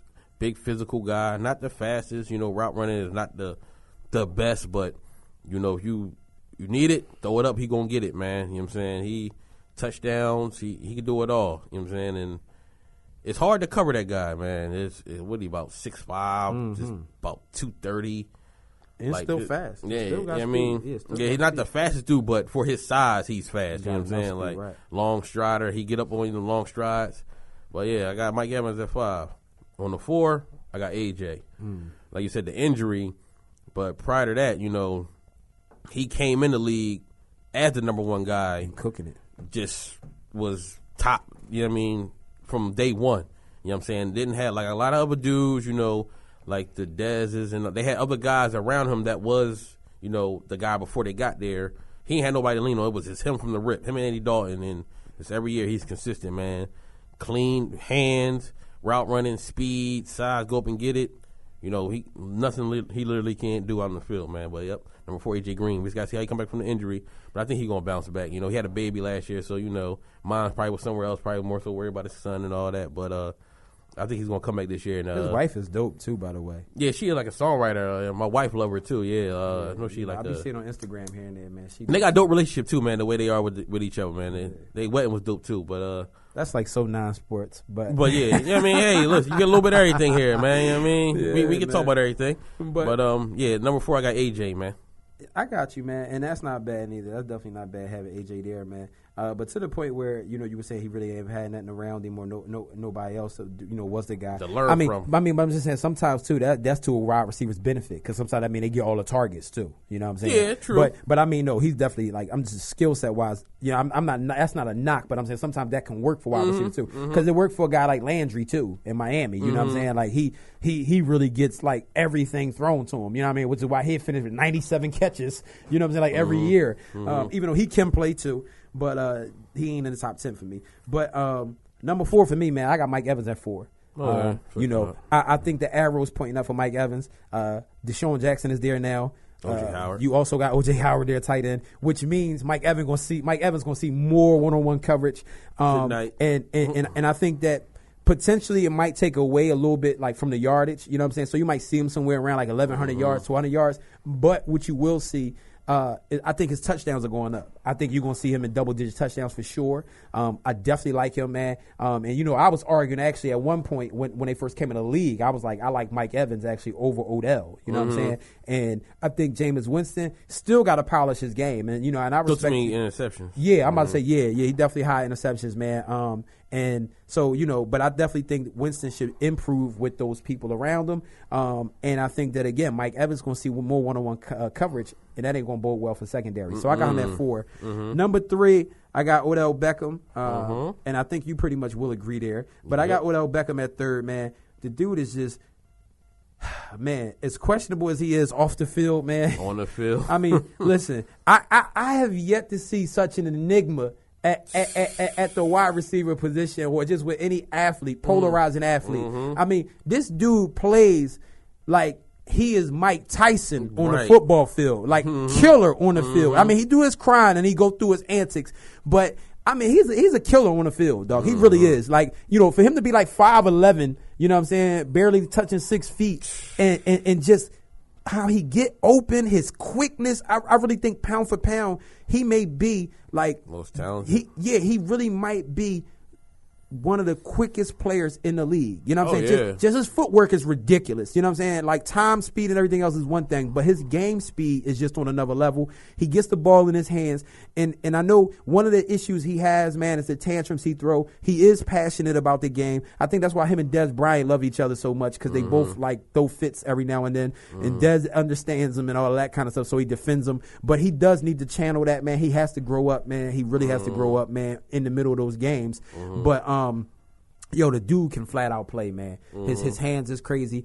even though, he really was costing his team, man, in the playoffs. But I definitely think, man, Odell is just, he's a phenomenal wide receiver, man. He's the 3rd best wide receiver in football. Oh, yeah. Okay, number 3, I agree. Odell Beckham, number 3. Like, the way he could take a slant and just to the house. Yeah, he did it against Dallas. Like, man. That was the one touchdown they scored, and they beat the Cowboys the second game. Like, he makes Eli, he gave Eli like a second life to give him a couple more years, because the things he can do on the football field, the one hand catch, we all know that, but the consistency he brings week in and week out. Yeah. And he's like I remember Michael Jenkins said it. He's the only receiver that we really, for real, double cover, like assign 2 people to him everywhere he go. Like, he's the only receiver that we do that to, because we see him on a consistent basis, but he's so hard, because it's like you can't press him because he get off the jam. Then you can't play him all because he gets slanting and burn past you. It's man. He like you said, he got to control his emotions a little bit, but I think that'll come with experience and with age and stuff like that. But I mean, like, he channel it, don't get rid of it, still keep that passion, but know how to don't hurt your team with the penalties like that time. Him and Norman was going back and forth and all that. I think also, bro, but the concern though is like with Eli's time clock moving, what happens when you got to put a young quarterback in there? You know what I'm saying? Is he going to be patient enough? Is he a potential Terrell Owens? Right, you know what I'm saying? Right. Like, how is he going to do with a young quarterback? Is he going to go ahead and drive the young quarterback crazy, tell him the young quarterback he was open to just throw him the ball? You know what I'm saying? Yeah. So I think we definitely got to worry about that. But one thing I will credit him for, I do really think, man, that guy cares enough about football he really, I think he's striving to really try to be the best. But, Like, I think that's his attitude. Like, I really want to be the best. Not even just right now. I think he really wants to be the best wide receiver of all time. You know what I'm saying? So, yeah. I'm with you. Yep. Number 2, I got AB, man. Antonio Brown, number 2. Like, despite his size, like, he is so difficult to cover, man. Route running, hands. Like he's not the athlete Odell is, but the way he plays in his production, man, like, it is crazy. Like, the best route runner in the game, like, bar none. Down. Like, it's so, like, they show him and Chad Johnson had a video up. They was working out, and it's the way he broke on the ball. Like, he beat Chad Johnson too, man. By the way, the quarterback threw a terrible pass, but the way he broke on that corner, it's just like, yo, like, what do you do? And like, remember, what was it, a year ago, 2 years ago, when he lit Chris Harris up? Chris Harris was like, yeah, I never gave up a touchdown and da-da-da. AB, man, did him dirty. Right. Like, he probably the only receiver that did that secondary dirty, man. Harris' footwork crazy too. Yeah, and he was just like that's what makes, that separates him. Like, going against them great guys, like, he can beat the great corners, like, by himself. Like, he don't need no gimmicky screens. Like, he go out, run his route, he gonna beat you. Period. But yeah, number 2, Antonio Brown. Okay, man. Well, that's where we gonna disagree, man. I got Julio at 2. Julio's 2 for me. For one, man, Julio has the gifts that Antonio don't got, man. You talking about just world-class track speed, crazy size, everything else, man. But he's not the route runner that Antonio is. Also, I'll say this too. Shanahan's offense also broke Julio out crazy. Because I'm going to tell you, they started putting Julio in motion a lot more to try to throw defenses off balance. Because Julio, to me, at one point, man, really struggled just lining up solely outside. You know what I'm saying? And they started to notice the fact that, because don't get me wrong, he can go up and catch it, or you put the ball in his hands, he's good running after the catch too. Because, he's 6'4", 220, you know what I'm saying? And he can run. But I definitely think that Shanahan's offense, man, really turned him up another notch. Because, again, like I said, and that's the one thing I'm going to tell you that Dallas failed to do with Dez Bryant. You know what I'm saying? Like, they suck at moving him around. Well, them coaches, man, they so bland. Like, your offense, we know what y'all running. Like, you just got the talent to do it, but they're not creative. Right. No doubt. And so that's what I'm saying. But so with that being said, though, Shanahan did an excellent job of really just not allowing defenses to be able to key on Julio, because he would send him into motion so much. And don't get me wrong, he got all the tools and whatnot. But for those reasons, like I said, man, he's physically dominant for sure. Probably the most physically dominant wide receiver in the game, like period. You know what I'm saying? Pound for pound, size speed ratio, definitely can catch. You know what I mean? Sometimes he may have an occasional drop here or there, man, losing focus, but dude is a beast. But I got him at number 2. So, of course, which leads me into my number 1 guy, man, Antonio Brown, man. Antonio Brown is an animal, dog. Like it doesn't matter what the scenario is. He can jump up and catch it. Like, I've seen him make crazy catches over top of people that he just not supposed to make. You know what I'm saying? Yep. And that's a dude legitimately don't have the height, don't have the ideal, you know what I'm saying, traits, everything else. Like you said, hard work. And just a crazy IQ. Like, he understands the game. He knows when he's playing against zone defenses, how to find those pockets. He knows when to just break. He knows, man, like, he knows when to look for the ball.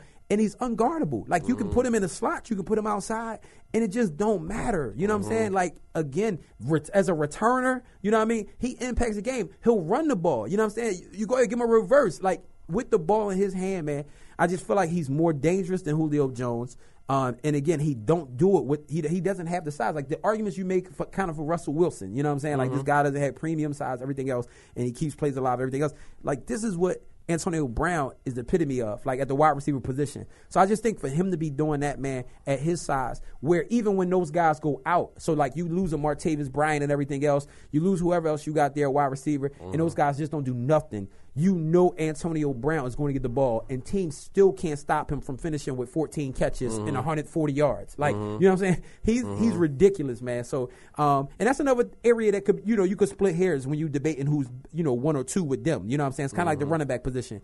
But I just got Antonio Brown, man. He's crazy, man. He's the guy, man, for me. Number 1, I got Julio.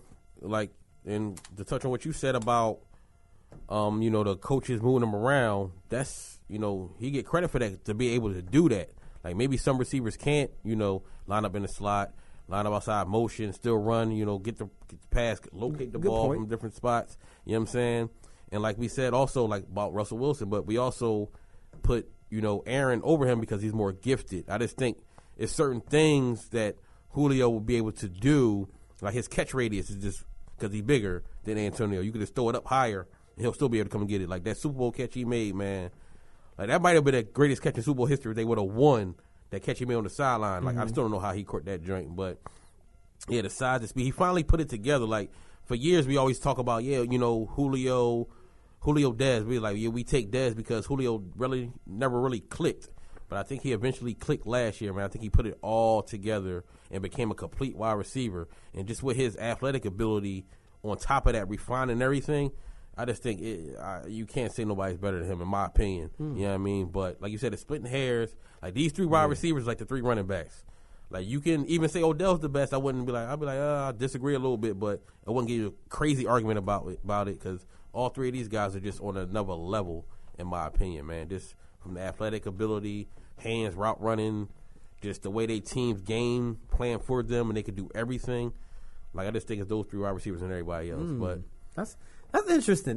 Because I don't know. I don't think. I think Odell's a clear third to me. You know what I mean? Like, I think he's a clear third. Like, but he's definitely an animal. And I mean, then you still got to factor in like a healthy AJ Green. It's like you can still kind of put him up there in the class of Odell to me. But I will say that Odell is just definitely just trending up crazy. But I do think that Julio and AB really is just like 1A, 1B, you know what I mean, and they just there. But no, that's fair. That's fair. You could definitely say those three is probably just like the running back position. Yep. You know what I mean? And it's very interesting, man, because I mean I know you don't have Dak there at 10th, man, in the top 10 quarterbacks, but for those, you know what I mean, for those three guys, I mean, for those teams like Dallas and Pittsburgh that have guys that are in those top ranges, man, just that could be in those top 10 ranges, man, like that's. Pittsburgh and Dallas, like that's crazy. And the same thing even with Julio and the running back there. We both have Freeman, Julio, and Matt Ryan in top 10 too. Like those some dangerous offenses, man, for sure, man. Because every level, like it's hard to game plan as a defense. Like who are we going to take out first, or we got to let somebody get off, and where we got to, this from each drive, you got to mix and match. Okay, this drive, they're going to focus on this. We got to focus, running, stopping the run. We got to focus on Julio. Can't leave him one-on-one. We meant to leave him one-on-one on this play. It's like, it's so much going in to be a defensive coordinator that people don't understand. And even to some extent, I don't understand because I'm not a defensive coordinator, but just watching, film and, like, seeing how they change up schemes from drive to drive, it's like, damn, man, they left him one-on-one on that drive. That was crazy. That was risky, but, it's tough, man. It's tough. All right, man. Offense. I mean, we all about to wrap up, but top 5 offensive lines, real quick. Top 5 offensive lines, you got Dallas, you got Pittsburgh, you got Tennessee, you got a healthy Eagles, and number 5. You can argue.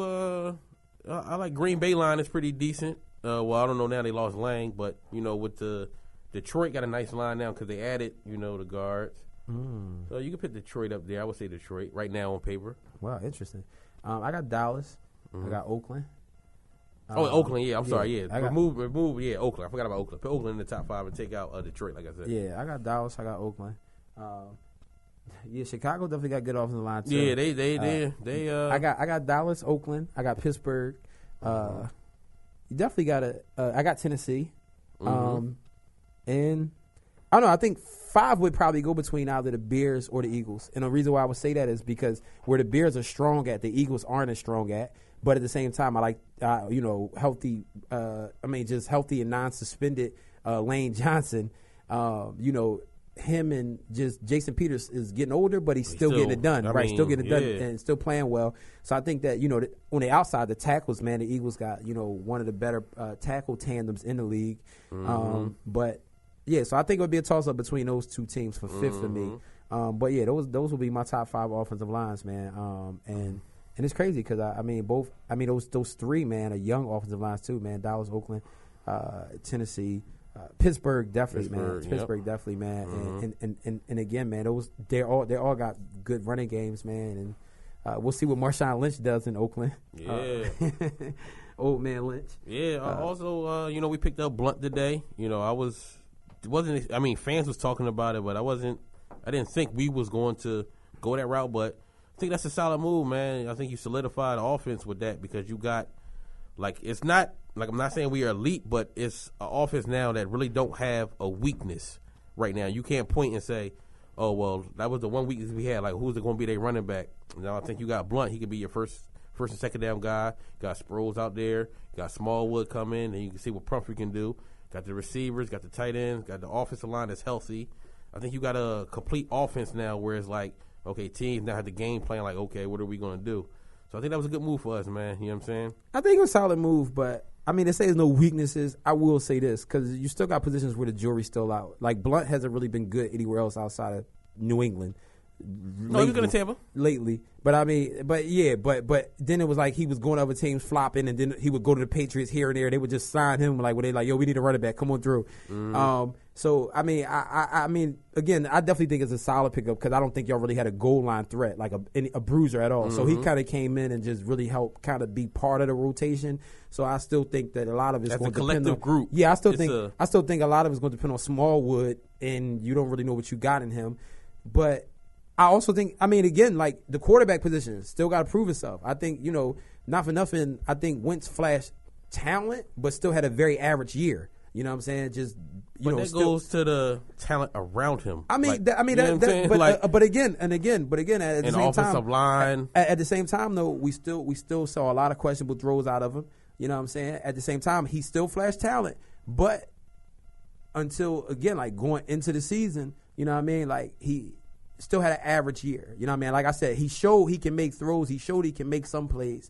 Now, I definitely think, you added – the talent has been upgraded there. But going into this year, he's going to have to show that, like, all right, now I have talent. I think that, you know what I mean? Like, you just got to see what he's going to do. You know what I mean? Last year, who was an elite player on the Eagles offense? Elite player? Yeah, like every quarterback we named in the top 10 got at least 2 to 3 elite players. He had 0 and had us in every game. Like you said about Dak in the playoff game, Wentz did that every week. Struggled and came back and brought us to the brink of victory every single week. Like I said, the numbers don't look good, like I said with Russell Wilson. Numbers don't look good, but he had us in every single game with Dorial Green-Beckham, who I thought was going to turn it up, but he didn't. Facts is facts. Had us in every game. Like, we got blown out one game against Cincinnati. I mean, you got to credit the defense, too. Defense kept you around, too. Yeah, but still, you still got to put points up. Like, we wasn't shutting teams down, holding them to, 10 points. Teams was putting up 20s. And he had to put the points up with, a suspect. Ryan Matthews in and out the lineup every week. Not consistent running game, you know what I'm saying, not to rely on. He had to throw the ball to suspect wide receivers. Like, I think it was more so about what was around him. I mean, well, you talk about elite players, but then, like, what's the elite players that you got this year? Alshon Jeffrey. So, do you think the one elite Lane player, Johnson. You think the elite player, the one elite player, the one... 2, Lane Johnson. I mean, okay. 5-1 when he was playing. I mean, that's like... And that's when Wentz played at his best, when he had his protection up in front. We're going to keep it a bean.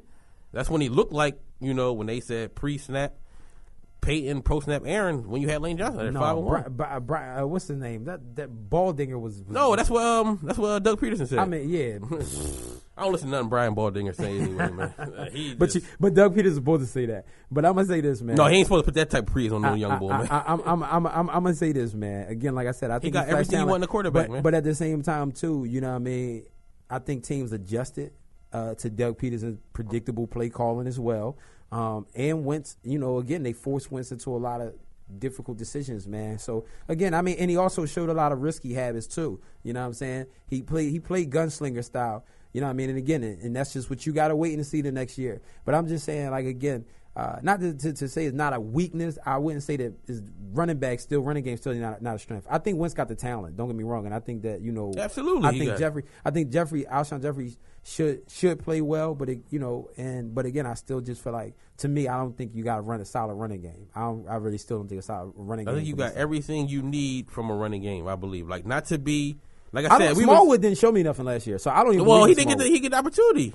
When Smallwood played in the Pittsburgh game, when he fumbled, people was like, Smallwood shouldn't have been in the game because he was. Yeah, why? Why do we say that? Because he didn't play up until that point. You can't just throw a dude in, rookie. Here you go, primetime game, get in there. But if you're gonna count Pumphrey for anything, you know what I'm saying? So we got to see what he can do. But he can bring, like they said, also they're gonna use him as a slot receiver supposedly. So people gonna complain the moment he come in and start, and then people are like, why he get the ball? No. That's like saying y'all running Zeke all game, then you go ahead and it's a crucial part of the drive.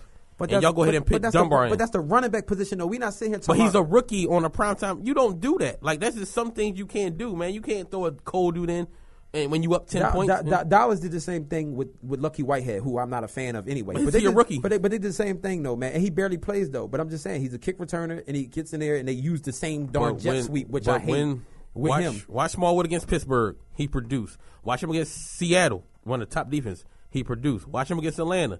I mean, you can pick and choose games. That's when he was. But I'm saying that's when he played. But though. I'm saying you can pick and choose games, man. You know. But that's when he. No. What I'm saying is that's when he played. Other games he just didn't play because Doug wasn't featuring the running game. Like for a while, Sproles was our running back. He was the only running back that was playing because Ryan Matthews was out the lineup and they just didn't put. They didn't use Kenyon Barton even, who also produced a little bit when he got the opportunity. I actually think he can play. Yeah, he got cut. I think he cut him. Right. I thought Barner really could play. Like, yeah, but like the most. But I mean, again, like I said, I don't believe in Smallwood. But again, I do think even if worst case scenario you got Blunt, man, as your main back.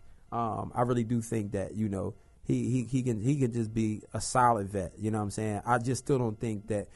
I'm not saying that there's still like a good running game, man. Going into the season, I wouldn't still say that that's a strong enough rushing attack right now to put fear in defenses. He the same kind of running back as Ryan Matthews was. Ryan Matthews may be a little bit better, but he can't stay healthy. But similar style, like we want to pound teams. Like when we did that against Baltimore and Atlanta, we pounded teams, and we almost won Baltimore game, but we beat the NFC champions, dominated that game.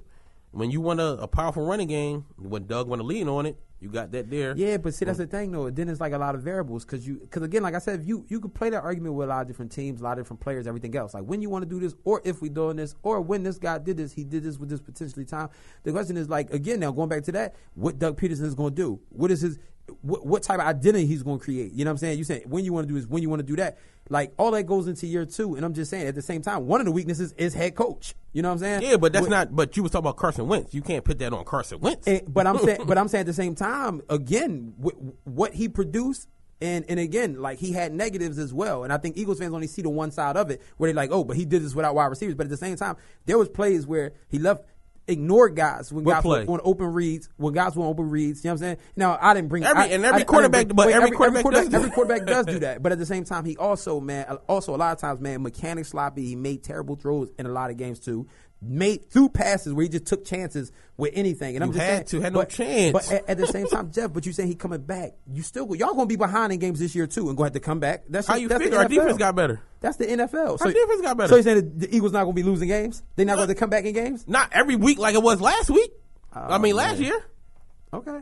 I'm just telling you, man. Like, you're going to see, man. Y'all say this now, but y'all going to see, man. I'm telling you. I mean, I heard the same thing last year, but I mean, it is. And injuries, and Lane Johnson went out, and they changed the offensive line. We had injuries on the offensive line. That matters. Oh man, that matters. Don't give me injuries, man. That matters on the offensive line. When we was down in 2015. And what was you saying? Oh, Brandon Weeden gonna hold us down. When we was 4-12, dog, like injuries, nobody wanted to give us pass for injuries. But the thing about it is, y'all fan base was still saying every week, and that's what the Birds. No. By week 7, we was saying we need some wide receivers. We was talking about dog. We was hype about Torrey Smith at the trade deadline. Listen, dog. That's how bad our wide receivers was. Wait. That's because y'all started losing. When y'all started winning, dog. Listen, when y'all was winning, because Lane Johnson was playing. When Lane Johnson but y'all was not hailing Lane Johnson like he was Larry Allen. This is what y'all did. When Lane Johnson went down, everybody was like Big V or whoever's gonna come play right tackle, and we're gonna keep rolling because we got Carson Wentz. Everybody kept talking about. Nobody sat there when y'all was sitting there rolling. Nobody said,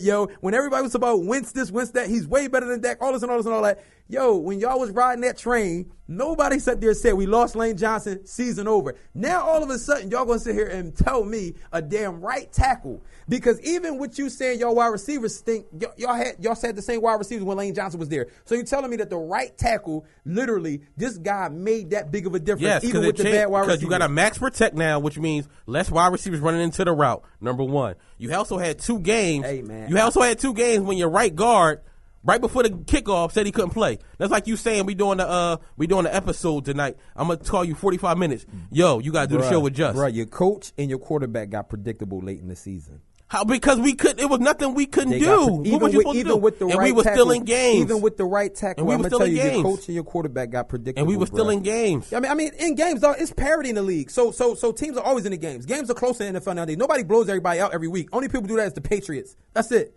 So that's what happens in the league, period. You know what I'm saying? Like a lot of these games high scoring or they low scoring, but they always that's just what you're gonna get. Ask Vegas. That's why the lines don't never be too crazy. Only people get crazy lines is the Patriots. That's it. So the whole thing is in games. You were just telling me San Diego was in games, and they're not a good team. That's why I said Phillip Rivers was a top 10 quarterback. No. That's why I said it. I'm consistent with it. That's why I said he's a top 10 quarterback. But I'm telling you right now, listen, dog. All I'm saying to you is this, man. You know what I mean? Again, I'm just gonna say it again. running game, I just don't believe in it. So you talk about a week. I don't care what you believe in. I'm telling you what's going to happen because you're not a defensive coordinator. Hey, and of course. And you a Dallas fan, so you're not going to believe anything Eagle related. That's why we got this show, dog. Because what we going to do is people going to be able to tune back into episode 3. Dog, you put Dak Prescott in the top 10 quarterbacks, man. That's ridiculous. And he's not a top 10 quarterback. And you know what? And throughout the season, he's not better than Jameis Winston. Come on, he's not better than Jameis Winston. He's better than Jameis Winston. You out your mind. He ain't got no. What he better than Jameis Winston? Not turning the ball over. He's better than Jameis Winston. No, he's not. No, he's not. He's not better than Phillip Rivers. Jameis Winston turned the ball over crazy. Phillip Rivers 21 interceptions. Yeah, because he didn't have the talent. Phillip Rivers in Dallas. I guarantee y'all would have beat Aaron Rodgers last year. But what did Dak didn't do against Aaron Rodgers, dog? He started off slow. He choked at first. 300-some yards. He put y'all behind. Dog, the coaches y'all was behind. Now the coaches. Okay, so when you just said Carson Wentz. Wait, whoa. I told you your coach was questionable. I told you your coach was questionable. But you was blaming Carson Wentz on that. He was still making bad throws. Dak wasn't making bad throws. Go back in the game and look. Go back in the game and look. You're going to see what coaches. How about the time when he had about 10 seconds and he threw it all the way over that receiver's head? Come on, man. No, Dak he threw every pass perfect. Come on, man. Bottom line, you lost. Same amount of player with Carson Wentz. I ain't arguing the fact that we lost. Aaron Rodgers did. But it's funny you make every excuse for Dak. It's no excuse. With the coaches. But when you was talking about Carson Wentz, it was, oh yeah, man. Well, you know, listen, I don't gotta make excuses for a quarterback won 13 games, cuz. You do so. No, ain't no excuse for him. You do so because you talk about he top 10. That's ridiculous. Listen, it's not though. When he played like top 10 last year, that's what he did. Jameis Winston. You talk about weapons. Jameis Winston got it. Jameis Winston also got an offensive line. He ain't got a consistent run game. Listen, that ain't Dak Prescott's fault. But you just. And I'm telling you, and he had Doug Martin. I'm not saying it's Dak. He had Doug Martin who just got hurt. Who was he last year? Who happened to get hurt? He had one good season. He happened to get hurt. He had 2 good seasons. That's how he got. And that 1 year, like you said with J.J., both his games, his yards came in that one game against us, but he had like 260. Listen, cuz, I'm going to tell you right now, bottom line is, like I said, man, right now, Jameis Winston not a bad quarterback. Yes, you out your mind, man. I get you. Ask any general manager. They'll take. We can put a poll up or something like that. We can ask the people tonight. Have the internet Cowboys haters. So I don't care about the internet. You can ask any Cowboy. Well, bottom line, I watch Jameis Winston. Because I seen y'all. Because this is what y'all do. Y'all ride the new wave. Last year it was 9-guy Tony Romo. Then during the season it was Romo was losing his playoff games. Y'all started using the same excuses. Before the season started. When Romo went down, what did I tell you? I said I'm riding with Dak Prescott from the jump. No. That's different. That's different than saying, he gonna be nice. You also said, and if he stinks, I'm gonna go ahead and draft Deshaun Watson. You also said that as well. So don't sit up there and say. No. I told you this. You flamed out. But wait, hold on. But before the draft, I told you I would have took him in the second round. I told you from the jump that he was one of my favorite quarterbacks in the draft period, and we both agreed that we both liked him. So don't sit there and do that to me. I told you from the jump. I said I rock with Dak Prescott, and I told you I said I think worst case. I'm talking about calling him a top 10 quarterback in the league, man. That's ridiculous. I told you worst case scenario. I see him finishing 7-9, and I said best scenario I had him at 10-6. That's what I told you before the season, dog. And I said either way I'm playing him. Bottom line, and it's on record. It's in my tweets, so I sit there and bring it back up. You know what I'm saying? But again, like I said to you, man, all I'm saying to you is this: again, during the season, I'm gonna go ahead and still keep reminding you every single week, Dak top 10 Prescott. Every single week, you're gonna be salty. You're gonna be doing this thing. You're gonna be salty, man. Bottom line, we gonna see. But and again, I'm glad you think. You don't got no weaknesses, and we on record for it. So that throughout the season, don't tell me week 6, man. Oh well, we don't really got receivers, or Alshon's really stealing money right now. I don't want to hear. No. Right. I'm gonna call it like it is, and this is how you gonna call it like it is as well. Okay, all right, bet, man. And I'm because you just stick that 13-3 going translate again. I'm going like you said with Arizona, they were supposed to be the top thing. They supposed to do that. What happened? They regressed. Also, Carolina was 12-4. What happened? They regressed. Also, this happens every year, man. Carolina lost like one game. They was like 15-1. Yeah, 13-3, 15-1, same difference, man. Yeah. Same difference. 13, y'all was considered. They was considered the favorites. Carolina ain't have a Dez. Right, that defense was elite. That defense fell off. And y'all offense elite. Y'all defense is suspect right now. Man, I mean, no, we actually improved there too. How? You ain't seen him play yet. Hey, man. I mean, I'm telling you ain't see a lot of them dudes play that you see him play with Wentz right now. Who? I'm talking. No, Alshon. I'm talking about the vets. I ain't even bring up the rookies. I'm talking about the veterans. Alshon Jeffrey. A vet. I'm talking about a vet, not no rookies. You relying on rookies improving the defense. You relying on Jalen Smith. We was 13-3 without the defense. And what's going? And people, wait. People told us we ain't had defense last year, and the same defense was top 5 in points per game allowed. And what happened? You let that secondary go. That happens. Continuity. That don't matter. Okay.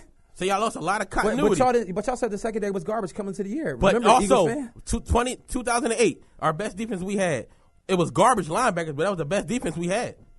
When we had Dawkins and Chris Gokine, oh my goodness, why? They had continuity. Man, that matters. We ain't had no Dawkins. You know what I'm saying? But again, we gonna see, bruh. We gonna listen, see. Yo, we gonna see. But listen, we got to get out of here, man, because we do got. We went over, man. We definitely went over. But listen, y'all, hope that y'all enjoyed the show. And tell him why he wrong about Dak Prescott being a top 10 quarterback. Listen, y'all can get at me. I'm rolling with it. Dak top 10 Prescott. That's his name now. That's his name right now. Because again, like I told you, I'm gonna rock with it every single week when he. You ain't got no choice now. You on record, man. Listen, I've been on record. You know what I'm saying? I've been on record since last year. Man, when that pressure getting to him, but man, we listen, we kept hearing about pressure last year, man. Dak top 10 Prescott, y'all. Like I said, man. Cowboys rolling in, man. This your boy, Pastor Carl Day, man. Jeff Philly Freck 215, man. Philly Freck 215. Listen, let us know what you thought tonight. Sports, y'all. Tell them why his list was wrong, my list was right, man. All of them. Let them know. All right, all right, man. We get at y'all.